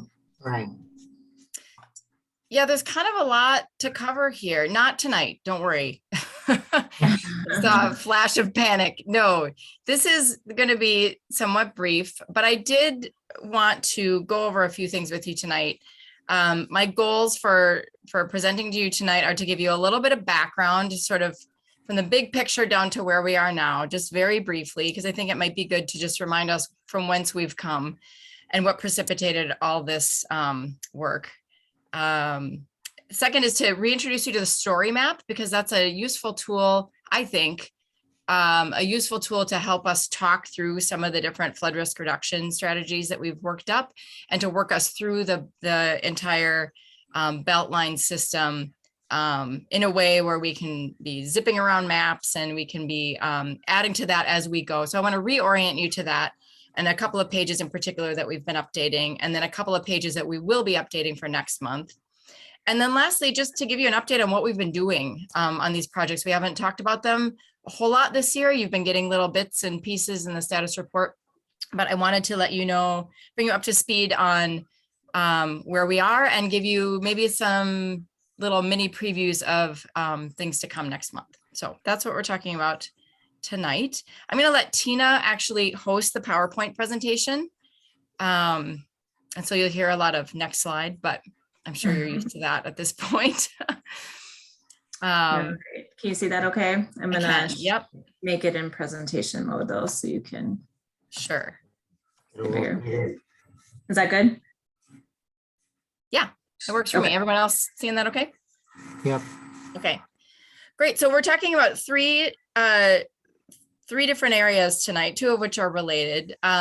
So the Ramsey-Washington Metro Watershed District Emergency Response Plans, also the Coleman Creek Subwatershed Flood Risk Reduction Study, and the Ames Lake Area Flood Risk Reduction Study. And actually, as we talk through these flood risk reduction studies, I'm going to walk us back through the various phases of the Beltline Resiliency Study, so that we're really all clear and on the same page about which areas these are and which phases they belong to. I think there might be a little bit of due diligence warranted there, just to make sure we all remember where this is coming from, because I think it gets a little confusing as we go. So with that, next slide, please, Tina. Okay, must be a big presentation because it's a little slow on that. Is it a little slow? Change over. Well, what I can start talking about as it's thinking is I'm going to bring you back to about 2013, when the precipitation record that we use for engineering design. Yeah, and actually, if you want to do it outside of presentation mode, that is just fine. I'm going to do that. Just as a reminder that in around 2013, there was a massive update to the historical record data that we use. Well, not an update to the data, but an update in terms of the way that we use the data to determine how to design flood risk reduction projects. So when I first started my career, we were using a record called TP40. And at that time, using that record and that statistical analysis, the 100-year 24-hour rainfall depth was about 6 inches for the Twin Cities metro area. So when we were designing things for flood protection, we were designing them to typically a 6-inch 24-hour storm. Well, when this update happened, we call this update Atlas 14. This is the name of the publication that NOAA put out. When the update happened to bring the historical record up to a little more present day, from 1980 to 2010, we found that precipitation had actually really increased from 6 inches in a 24-hour period to 7.4 inches in a 24-hour period, which means that a lot of the things that we had been designing in the past weren't holding the 100-year event anymore. So our 1% chance storm, or that 100-year event, appears to be getting much larger. And that's not looking forward, that's just looking back. So we've been doing a lot of work to bring all the district hydrology and hydraulics models up to reflect that new standard of the 100-year storm, which is that 7.4 inches in 24 hours. We're not, at this point in time, designing to a potential future storm, but we can talk about that in a different day. We have created maps that look at what that kind of inundation footprint could look like, but that's not the focus of the subwatershed feasibility studies that we're looking at today. Here, we're looking at the updated 100-year precipitation amount. Next slide. So the watershed district was one of the first watersheds in the Twin Cities metro area to do all of this updated modeling, to bring all of the models up to reflect that current Atlas 14 precipitation amounts. And there were a couple of different memos and a lot of model updates a lot of parts of the model had to be updated to actually hold all of the extra water that we were assuming to get.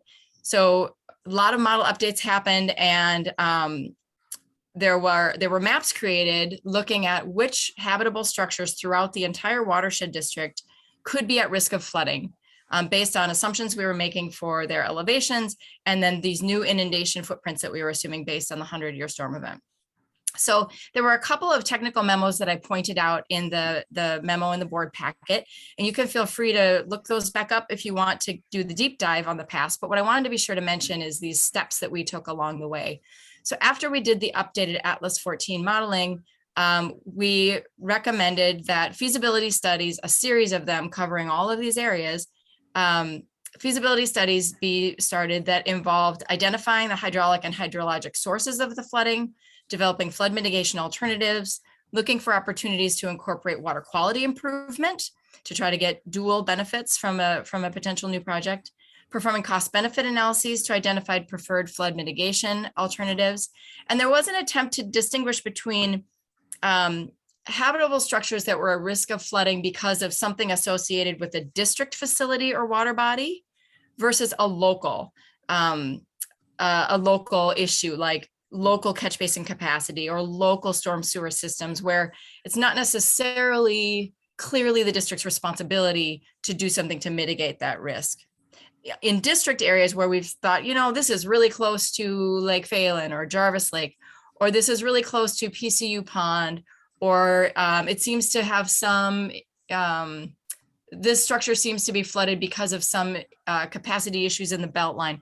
Things like that we flagged as, this is probably something we should look at to see if there's something the district could do to improve the situation. So that's this district versus local thing. And in this map here, and you see this on the story map as well, which we'll revisit later, that the red structures are ones we've thought, these are kind of district issues, and the yellow ones are more local or more localized issues causing the flooding problem. Next slide. So after that, we launched this whole Beltline resiliency study, and we've talked a lot about this over recent years. And Val, I think you've seen some of the documentation on this. We sort of loaded you up when you first joined the board. But just as a reminder, the Beltline resiliency study was looking at district-wide ways to manage stormwater in a way where we'd just have a more resilient drainage of water to the benefit of all of these structures that we are concerned about. So this study broke the area up into 5 phases, generally speaking, and those are shown on this color map here. So phase 1 is the green area there, that's the Jarvis Creek area. Phase 2 is the pink, we called it the Grass Lake area, but that extends through Snail and Owasso and all of that northwestern section of the district. Phase 3 is the Coleman Creek and Willow Creek subwatershed, and that's the one that we're focusing on in the current months and what we're mostly talking about tonight. Phase 4, we call that the Phelan Chain of Lakes subwatershed, but it really does embody the Phelan Chain of Lakes immediate subwatersheds, but also the Beltline itself. And that includes the Ames Lake area just south of Lake Phelan. So for months, and then phase 5 is Beaver Lake, which is this kind of royal blue area to the east. I want to point out here something that might be a little bit confusing, and I'd like to clear up. For months, you've been hearing about the Ames Lake area subwatershed feasibility study. What I'd like you to understand is that this Ames Lake area is part of this Phelan Chain of Lakes area, and we are looking very closely at the Ames Lake area for reasons that I'll explain in a minute. But we're also trying to pick up any remaining issues throughout the rest of that subwatershed as we go. So the surveying, the modeling, we're trying to address these phases in their completion as we go. So when I say Phelan Chain of Lakes area, I'm including the Ames Lake area just south of Lake Phelan. And actually you can see on the bottom here where the Ames Lake area actually is. There's an arrow that points to this spot. It's just at the very top of the Beltline, just south of Lake Phelan. There's a really low area with a lot of homes that have low entries that are, at times 2 and even more than 2 feet below what we've estimated as the 100-year flood level. So that area has a lot of attention from us. The other area I wanted to point out here is at the top, this Willow Creek subwatershed. You heard about this last year. We targeted that part of the Coleman Creek subwatershed, or this area, last year first. Willow Creek flows into Coleman Lake and tends to get kind of lumped into the Coleman Creek subwatershed too. But I wanted to point out that area probably sounds a little bit familiar to you in that we were looking at some surveys and confirming some low entry elevations and doing some modeling there even last year. So that probably rings a bit of a bell. Lastly, before we move on, I'll just mention phase 1, Jarvis Creek, phase 2, Grass Lake. These are areas that we're not done looking at, but we've already done quite a lot of analysis. That's not the last time we'll talk about those phases, but those are ones that we were talking about last year and the year before as well.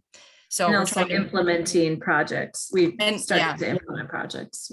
that's right. We did subwatershed feasibility studies in those areas, and the upshot of that was some implementation projects that we're still kind of working down the list on. So next slide.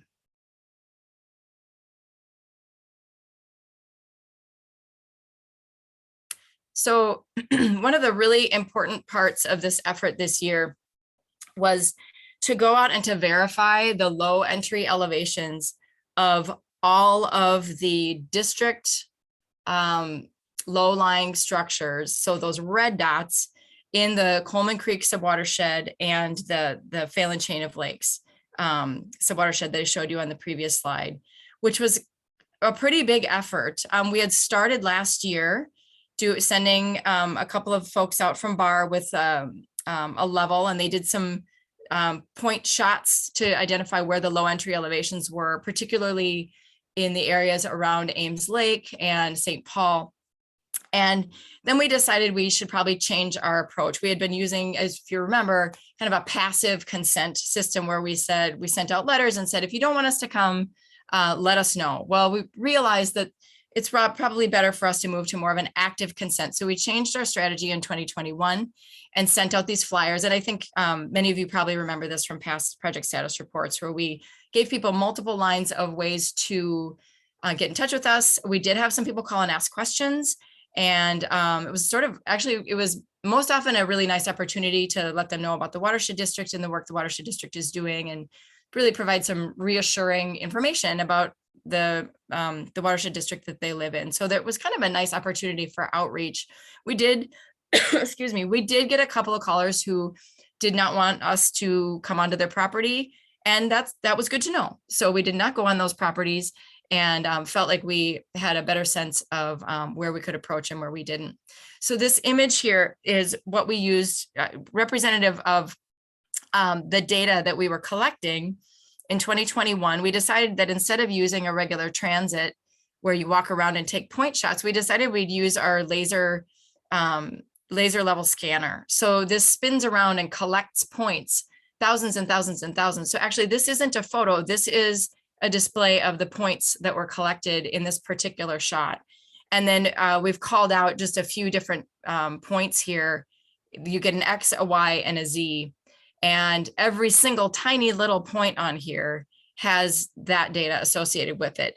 So we really like this option because it gives us great resolution on where the low points are. And also it gives us immediate information we can use to help generate an emergency response plan, or if there's some sort of more local flood risk reduction strategy that can be appropriate, like a backyard berm or something like that. We already have the information that we need. If we decide, hey, we want to look at this area a little more deeply, we don't have to go back out and survey. We just pull it up on the computer. So it's a nice use of some new technology that we're using. You can even spin these things around in 3D, and it's very cool. So I had to show you this because I think it's pretty neat. So we use this, and in some areas of the Phelan chain of lakes, phase 4, we're still collecting a few spots here and there. So before the snow flies, we're still getting a couple more shots. But at this point, we've really covered most of the area. Next slide. So what we do with this is, as part of the Beltline Resiliency Study, we had tables in each of these subwatershed areas that included addresses, estimated low entry elevations based on LIDAR, and then the estimated 100-year flood level. So we could see where are the structures that we think are at risk of flooding? And the tables that are included in the current Beltline Resiliency Study memo that I referenced in the technical memo include all the structures that we deemed to be at risk of flooding. So we've been going back out, as I mentioned, to all of those homes, businesses, apartments, churches, and confirming those elevations. So what you see in these tables below, and these are just little excerpts, I did include them as a whole in the memo, which probably looked pretty tedious, but I wanted to show that to you because it really represents quite a lot of work and a really important part of the effort here, which is to confirm, are these really low? Do we really need to think about these or not?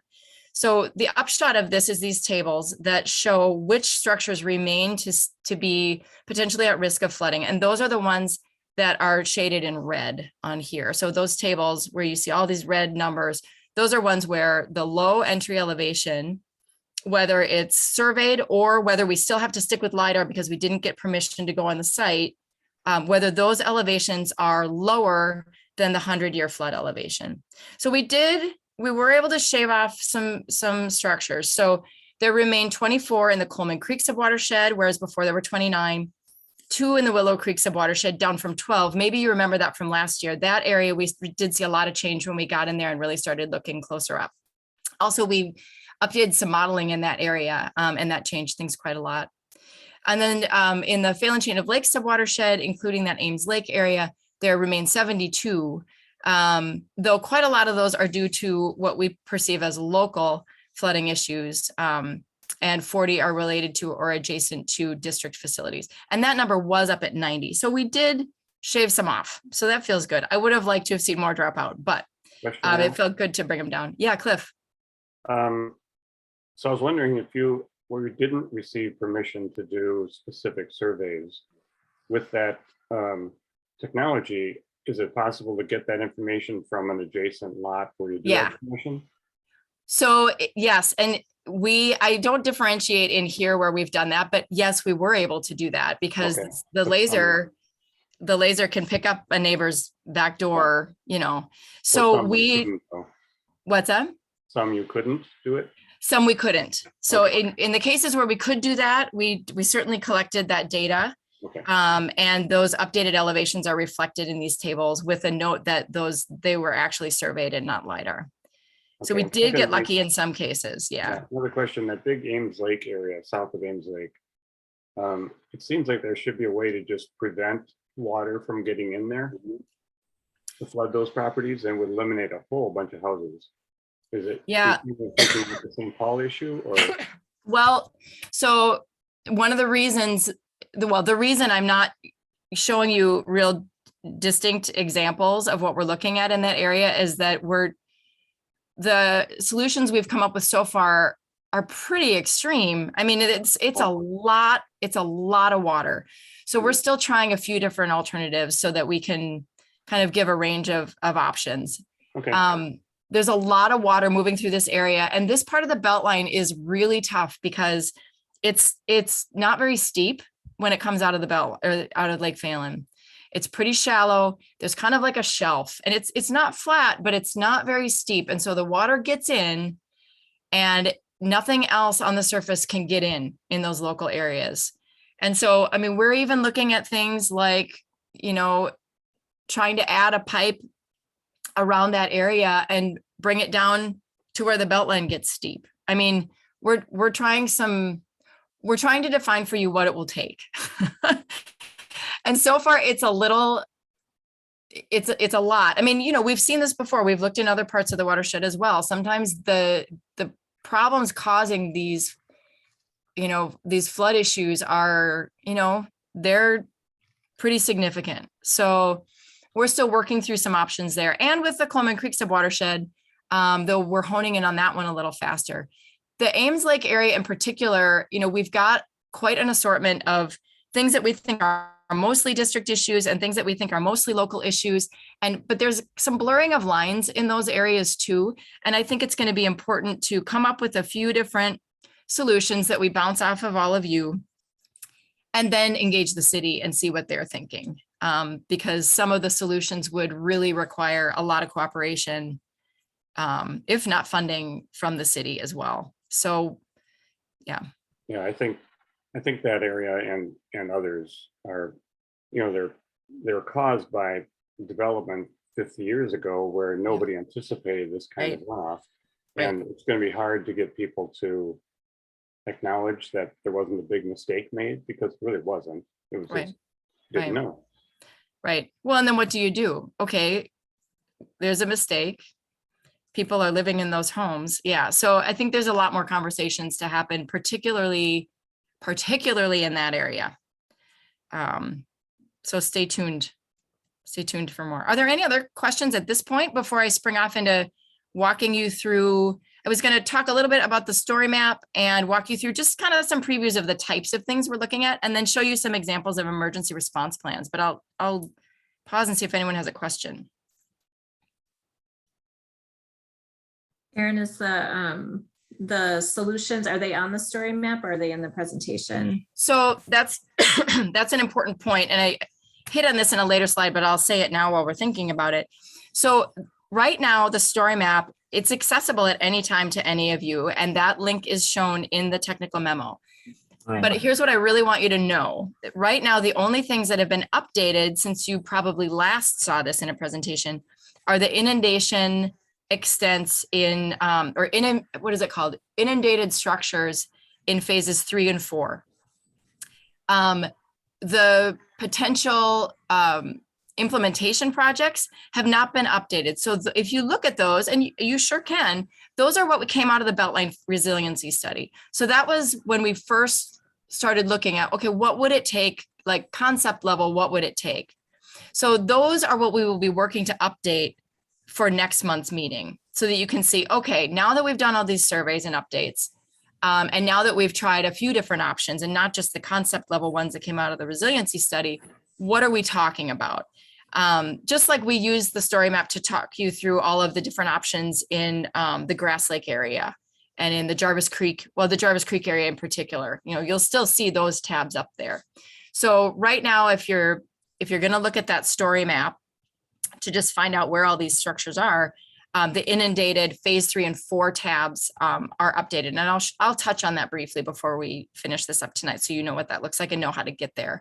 But the implementation examples are not updated yet. Yeah, so actually that's a good segue. This is what this looks like. Did someone have a question? I'm cutting someone off. Yeah, Val. No, it's okay, Erin. No, I was curious. I was doing some cross-reference back to an earlier board packet, and I was hoping that, you know, when you come back for the next board meeting, I know you guys did a lot of time in that prioritization tool for the flood risk stuff. It'd be great to see, you know, an output of that as for our information, so we can put 2 and 2 together. I'd appreciate that if you don't mind. Sure. You mean using the newer prioritization tool? Yeah, it was back in the August packet where we talked about like prioritization. Yeah, I know these aren't water quality, but it was the flood targets. Yep. I think intuitively it makes sense. You're targeting areas that affect the most houses, especially here, but it'd be nice just to catch that in documentation. Sure. No, I like that. I think that's a good suggestion. That tool is something that came about kind of mid flow of this workflow. So I think that's a good idea to bring that back in. So yeah. It's like a cross check. You know what I mean, Erin? Yep, absolutely. Mm-hmm. No, I like that. That's good. So as I mentioned, there's a couple tabs that you can look at that have been updated. So again, it's that phase 3 inundation. You know, I don't have the memo in front of me, but I mentioned it in the memo. You can go look at there's very detailed maps in the phase 3 and phase 4 tabs. One of the things that we've been working to update on those tabs is making sure that if a structure is not deemed to be at risk of flooding anymore, it doesn't show up on the map anymore. So we combed through that and took out the ones that came off the list because of the surveying work. We still have the distinction between the district and the local structures as we've estimated them. And then this time though, I also thought it would be nice if we had dots in the ones that actually were surveyed so that we know which ones are based on LiDAR and which ones aren't. Not necessarily because we're gonna go and survey where someone doesn't want to get surveyed, but just because I think it begs the question when we're looking at this information. So the surveyed structures, whether they're district or local, have a dot in them. Next slide.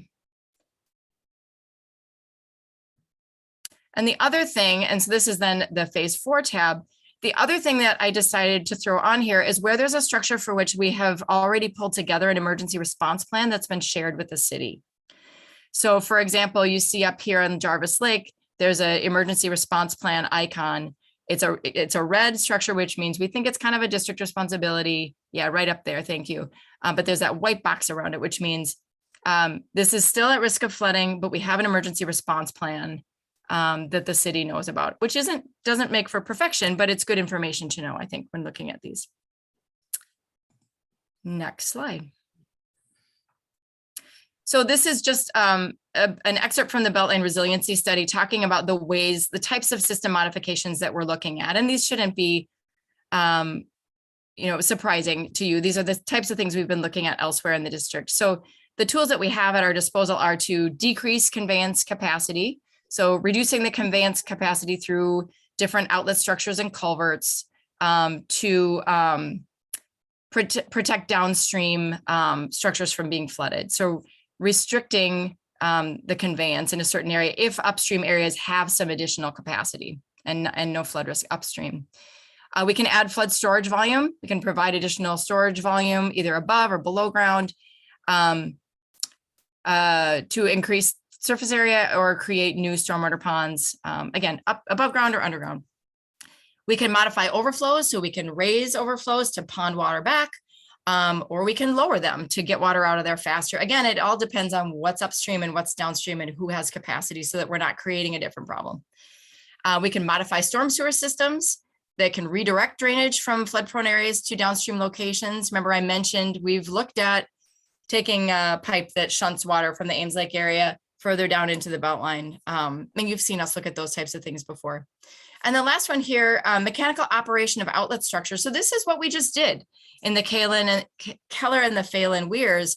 By allowing a little more interaction with those outlet structures, we're able to change the capacity that certain areas have during storm events. So the Keller Phelan weirs are a perfect example of that. And this is something we still consider in other parts of the watershed district as we do these watershed feasibility studies.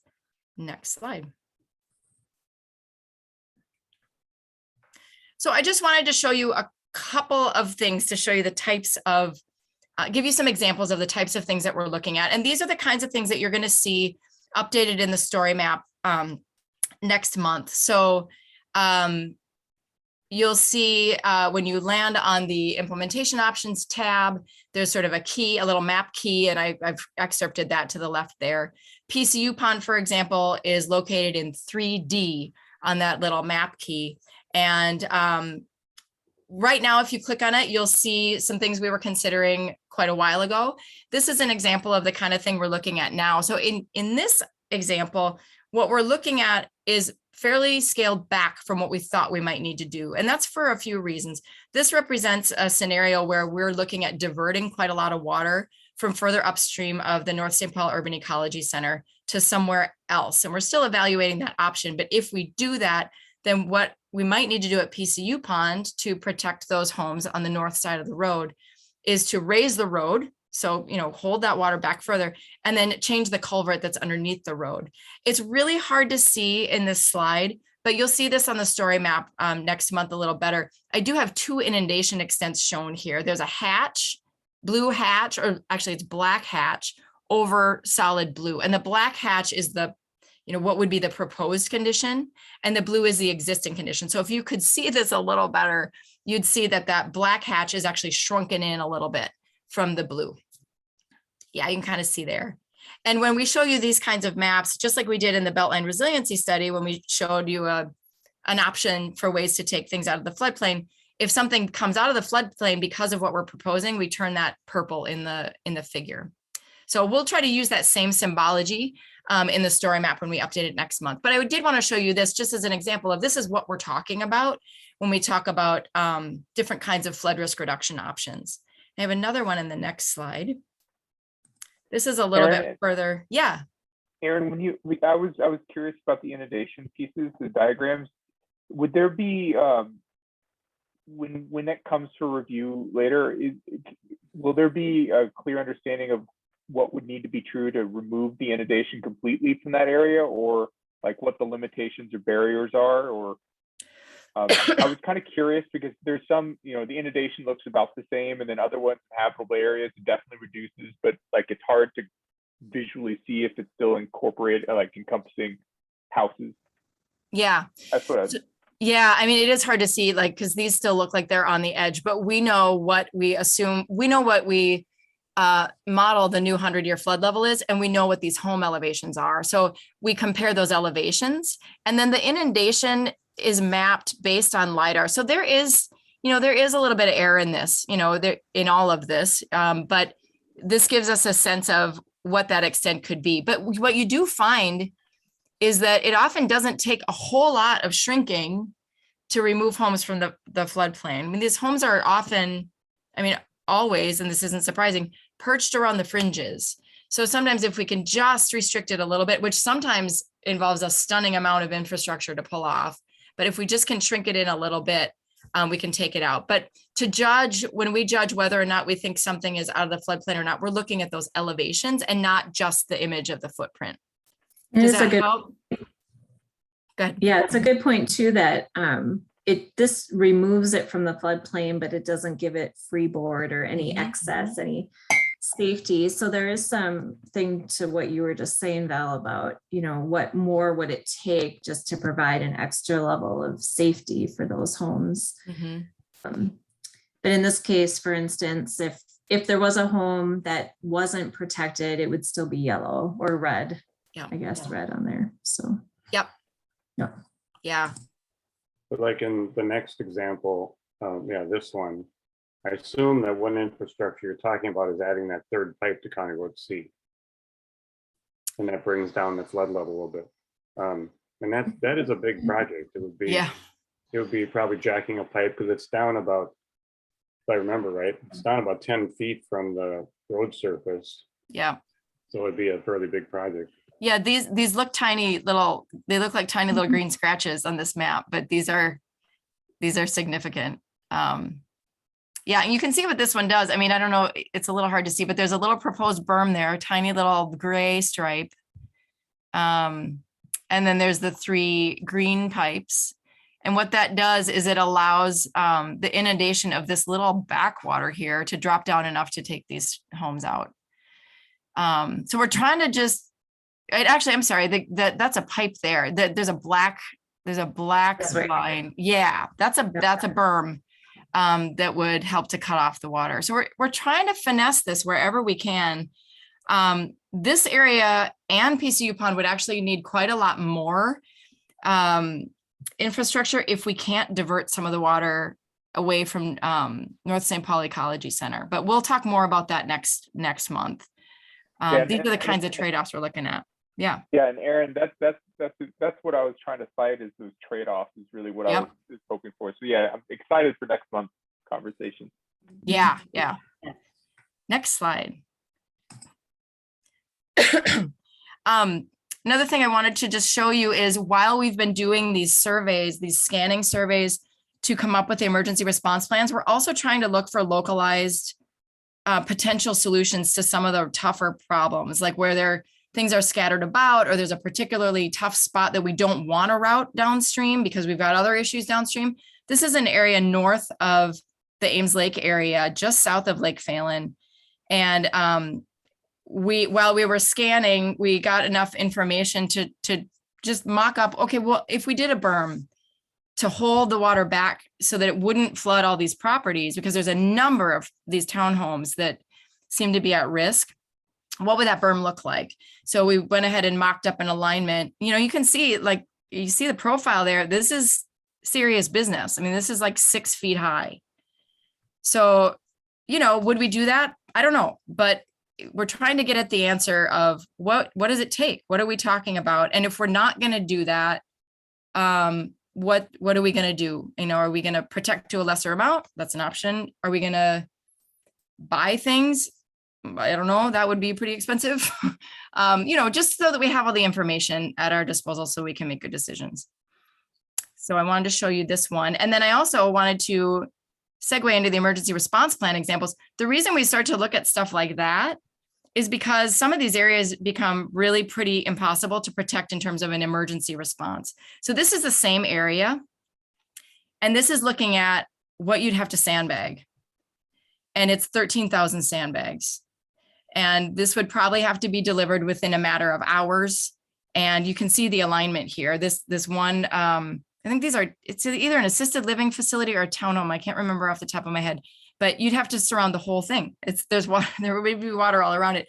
And likewise, all along this road here along Clarence Street, you need to do some sandbags. So I show this to you not because we're going to say to the city of St. Paul, here's your plan, but just because we're trying to pick through these areas and for once and for all, better understand what is the nature of the problem? What does it take to handle it? And, then decision makers like yourselves can think about what do we really want to do? And in this case where there's multi-family or multi-unit, I mean, that's just a springboard for a discussion with the city about, well, would you actually sandbag this or would you do evacuations? How would you? What's your plan? Yeah. What's your plan and with the property manager as well? So. These have been really great conversations to have with the cities. They've seen maps of the structures that we think are at risk. There's been a lot of outreach to them, many maps, many tables. And I don't think it really drives home until you see stuff like this. I know like the city of Roseville, when we showed them the Lake Owasso emergency response plan, which actually, there's things you could do there. It would still be quite a lot, but you could just tell that they were like, oh, okay. Oh, this is what it would take. And, it's just a helpful way to communicate to them what they've got. And then there's one more example. I wanted to show you one that's like a good news. It's a little bit easier. And this one's sort of, this one I find interesting because this is in, what's the name of the park that was Hoyt? We used to call it Hoyt, Montana. Hillcrest Knoll Park. Yep. Yeah. So this is an area that in the 90s had tons of flooding because of restrictions in the city's storm sewer. And through a partnership between the watershed and the city, 32 homes were purchased in this area, except this one, who would not sell. And I'm sure you remember that, Cliff. So this guy or gal, I don't know if it's still the same people, but they're still there. And they were protected from flooding the way that the thing was designed. Maybe that's the knoll. I don't know. It could be. But now with the increase in precipitation that we're looking at, it does get to be around their home. Fortunately, the low entries are window wells that are low. And you could sandbag if you knew to watch for that and you knew that was coming, the city could help them do that and they would be fairly well protected. So this is an example that's a little more, reassuring. Now, the fact of the matter is there's 50 or so emergency response plan sheets that we'll be pulling together, not all for the city of St. Paul, but across many cities. So it's still a bit, stunning, I think, for those cities when they see those stacks, but at least everyone's dealing with information that they can choose to do something about if they choose. Well, one other comment that this, it's not only emergency response plans that the cities have to respond to, but we've made a commitment in the past to assist the cities in terms of providing them with some of the resources that they need to do that response, like provide sandbags or provide, I don't know what we've done for Little Canada. But it's a team effort. Yeah. And also providing them assistance on notifying when they should do it, like when that might be an issue. And actually that's something that we should talk about later as this information all comes in, is what should the district's role be as we look at all of these areas. Right now, I think the only cities that have formally adopted emergency response plans are Little Canada for Jarvis Lake and maybe Oakdale for Tanners. So yeah, Oakdale, well, it has not. So neither cities right now have officially adopted emergency response plans. They have the response plans in place. The staff intends to use them and implement them if on a as needed basis, but there was some concern at the time from the councils about officially adopting them. So, and the Oakdale had one originally, and then when we updated it to add the additional homes, it never, I don't think it went through council for approval. Yeah. So And Roseville's, I don't think Roseville's has gone through council No. either. Well, it no, raises so an issue that, people have always raised an issue of what's our liability in these flooding situations. But if we provided a flood response plan and the city doesn't want to adopt it, does that shift a lot of responsibility to them? I mean, Tracy, are you still on?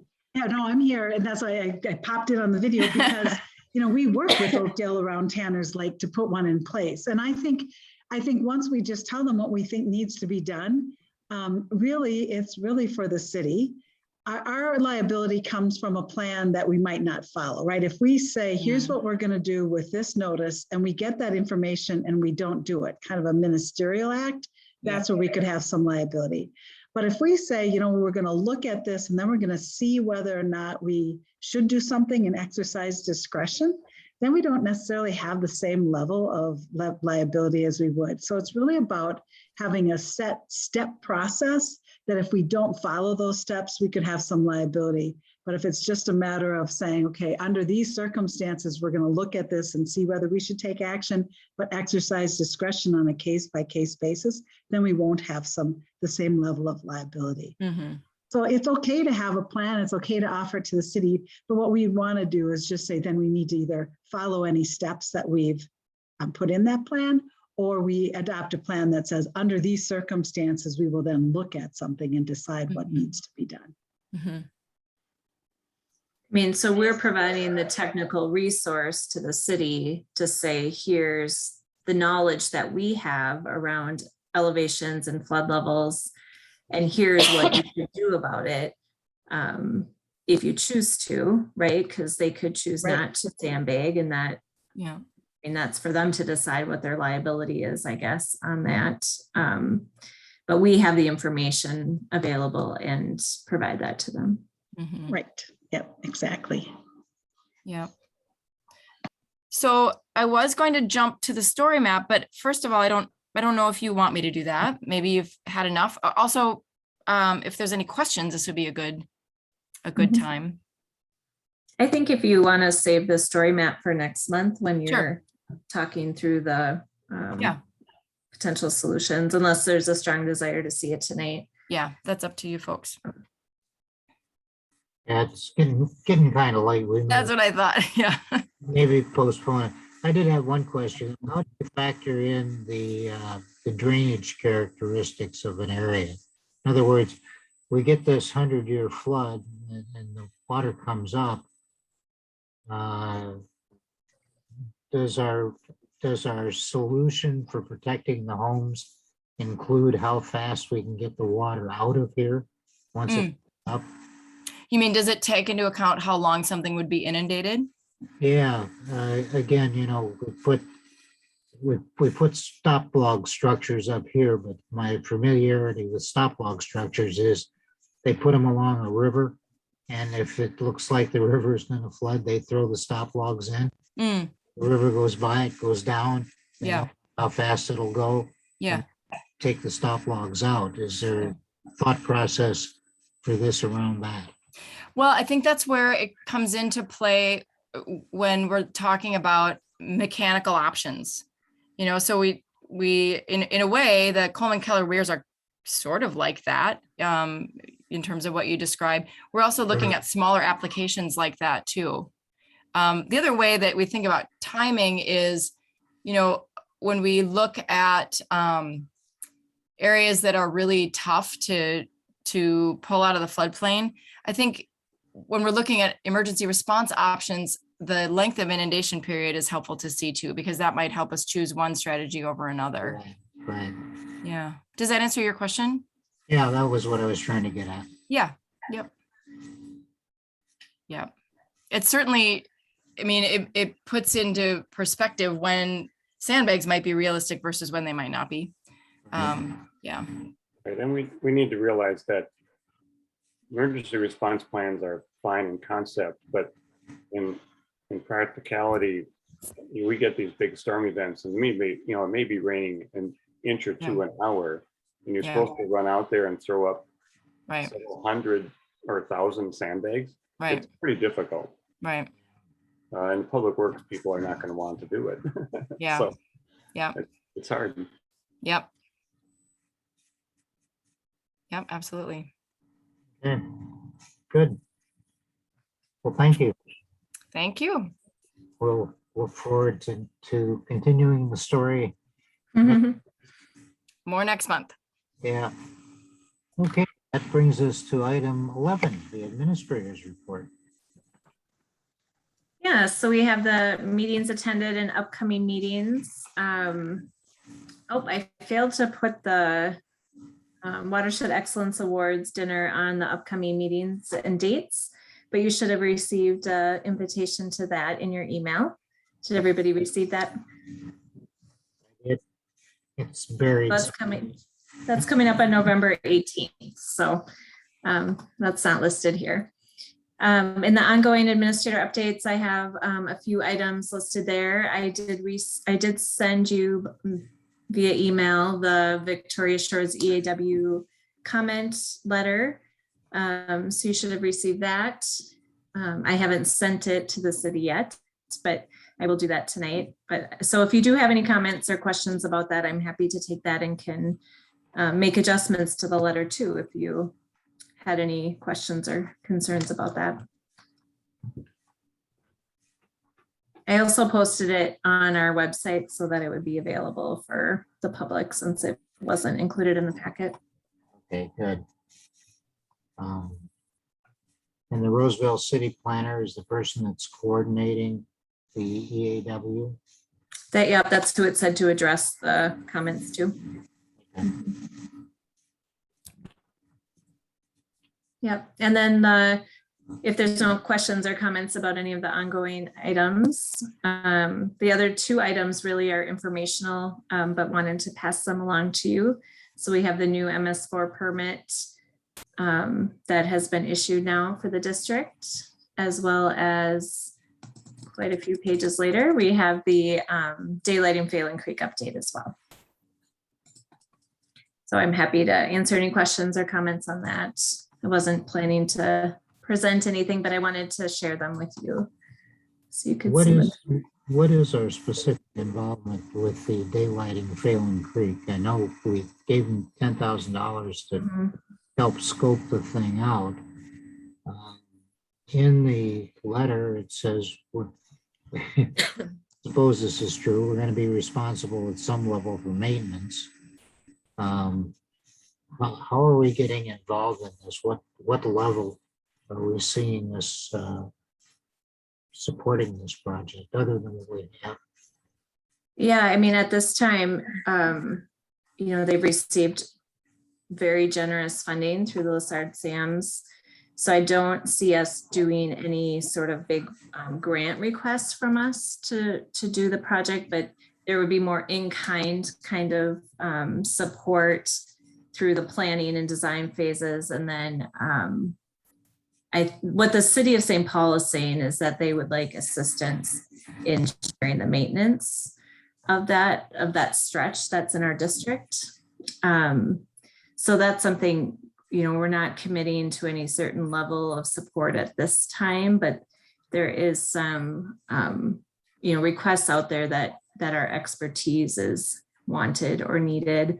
I don't know, Paige, if you want to fill in any details on that. Yeah, I don't have much more. They're going to have still tentative. I haven't heard the exact date, but as of now, it's a November 17th public meeting to talk a little bit more about everything. It'll be an evening meeting via Zoom. So if anyone's interested, I can send you more information when that comes out. Okay. Yep, that would be good to know. Larry, I have a comment. Oh, sorry. Yep. I've mentioned this before, but I'm not a real strong proponent of this. It's a very short kind of a token stream restoration, and it really doesn't go very far to really, I don't think really do a lot of education or kind of as a indication of what used to be there. People are going to view it as just a kind of a little little park area that's been improved with a little water feature, but I don't think it really indicates that there used to be a failing creek there. And there's a lot of money for a short section of open channel. It's still going to have issues in dry weather, dry years of having water in it. So I don't know. It's I'm really torn with it. I guess I'm not really torn. I guess I really don't like it, and I wouldn't want to see the district plowing a lot of money into it. Yeah, we don't anticipate that being a huge commitment financially or even as a staff. You know, I think Lessard Sams felt it was worth funding, and that's the process. But that, and it is just the one section, but the plan is much larger, and there is movement. So Cap Region has a whole plan for daylighting the Phelan Creek in their watershed. That's a high priority for them and their board. And so that was, I think that was a huge driver for that. And the fact that that first section is in our district is why they focused on that first, so that they could get the water into Cap Region for that historic Phelan Creek. So, you know, Cap Region doesn't have a lot of surface water features. And so for them, it was important to bring that that creek, or that idea of surface water, back to St. Paul through their district. So that's I would say the biggest driver for that. But it's why we haven't really dedicated a lot of time or energy into, you know, it's not a high priority for our district like it is for them. I would say that, yes, if it were to extend further and be a clear, linear water feature, I guess my attitude would change. Yeah, I mean, that's the goal, or the ultimate goal, but that's several phases ahead before they get that ultimate goal taken care of. I share your reserve. Mhm. I was asking the question to make sure we don't get too involved with something that's of questionable value for the watershed as a whole. So thank you. Well, especially with our other priorities, I think. Yeah. We have a lot of needs. Yeah. No, I would agree with that. I would agree with that as a staff as well. And that will definitely bring any, you know, future commitments that we would have to make at any point in time to you for discussion about that. Okay. Any other comments? Okay, we have project program status reports. Anybody have any questions? I have a few questions, but I believe my questions can be answered over email outside of the meeting. Okay, all right. However, we'd like to know what it is you find out. Because you always have such interesting questions, and when you say that, I'm going, okay. Oh, what is it? I'd like to know this thing too. Anyway, okay. And go around for managers' comments. Val, we'll start with you. Do not have any additional comments. Okay, thanks. Cliff. No comments, thanks. Pam. There we go. None for me either. Thank you. Okay, and I'm gonna let it go. Except for I will say that I attended the 2-day water conference from the University of Minnesota, and it was quite interesting, actually. I have to say that day one was much more interesting than day two. Day two got a little theoretical. Day one was much more practical, but it was still a good conference to go through. It's just a long time to sit there. I can't do the mod meeting with 3 or 4 days of sitting at the computer watching things happen. But I have taken a picture of myself so I can be there even if I'm not sitting there watching this. Anyway, okay, do I have anything else from anybody? I'll just mention the items that we'll be bringing for December meeting then. Right. So the follow-up from tonight's discussion on the Beltline Resiliency Feasibility Studies, possibly West Venice discussion with Phil Belfori. And then Paige will also give her annual cost share program update and request for approval for 2022. Okay. Sounds good. And anything else that comes up between then and now? Yep. Yep. All right. Well, have a happy Thanksgiving, everybody. Believe it or not. Thanks, everybody. Thanks. Thanks. Larry. Bye, everyone. Take care. Yep. Bye. Bye. Bye, everyone. Bye.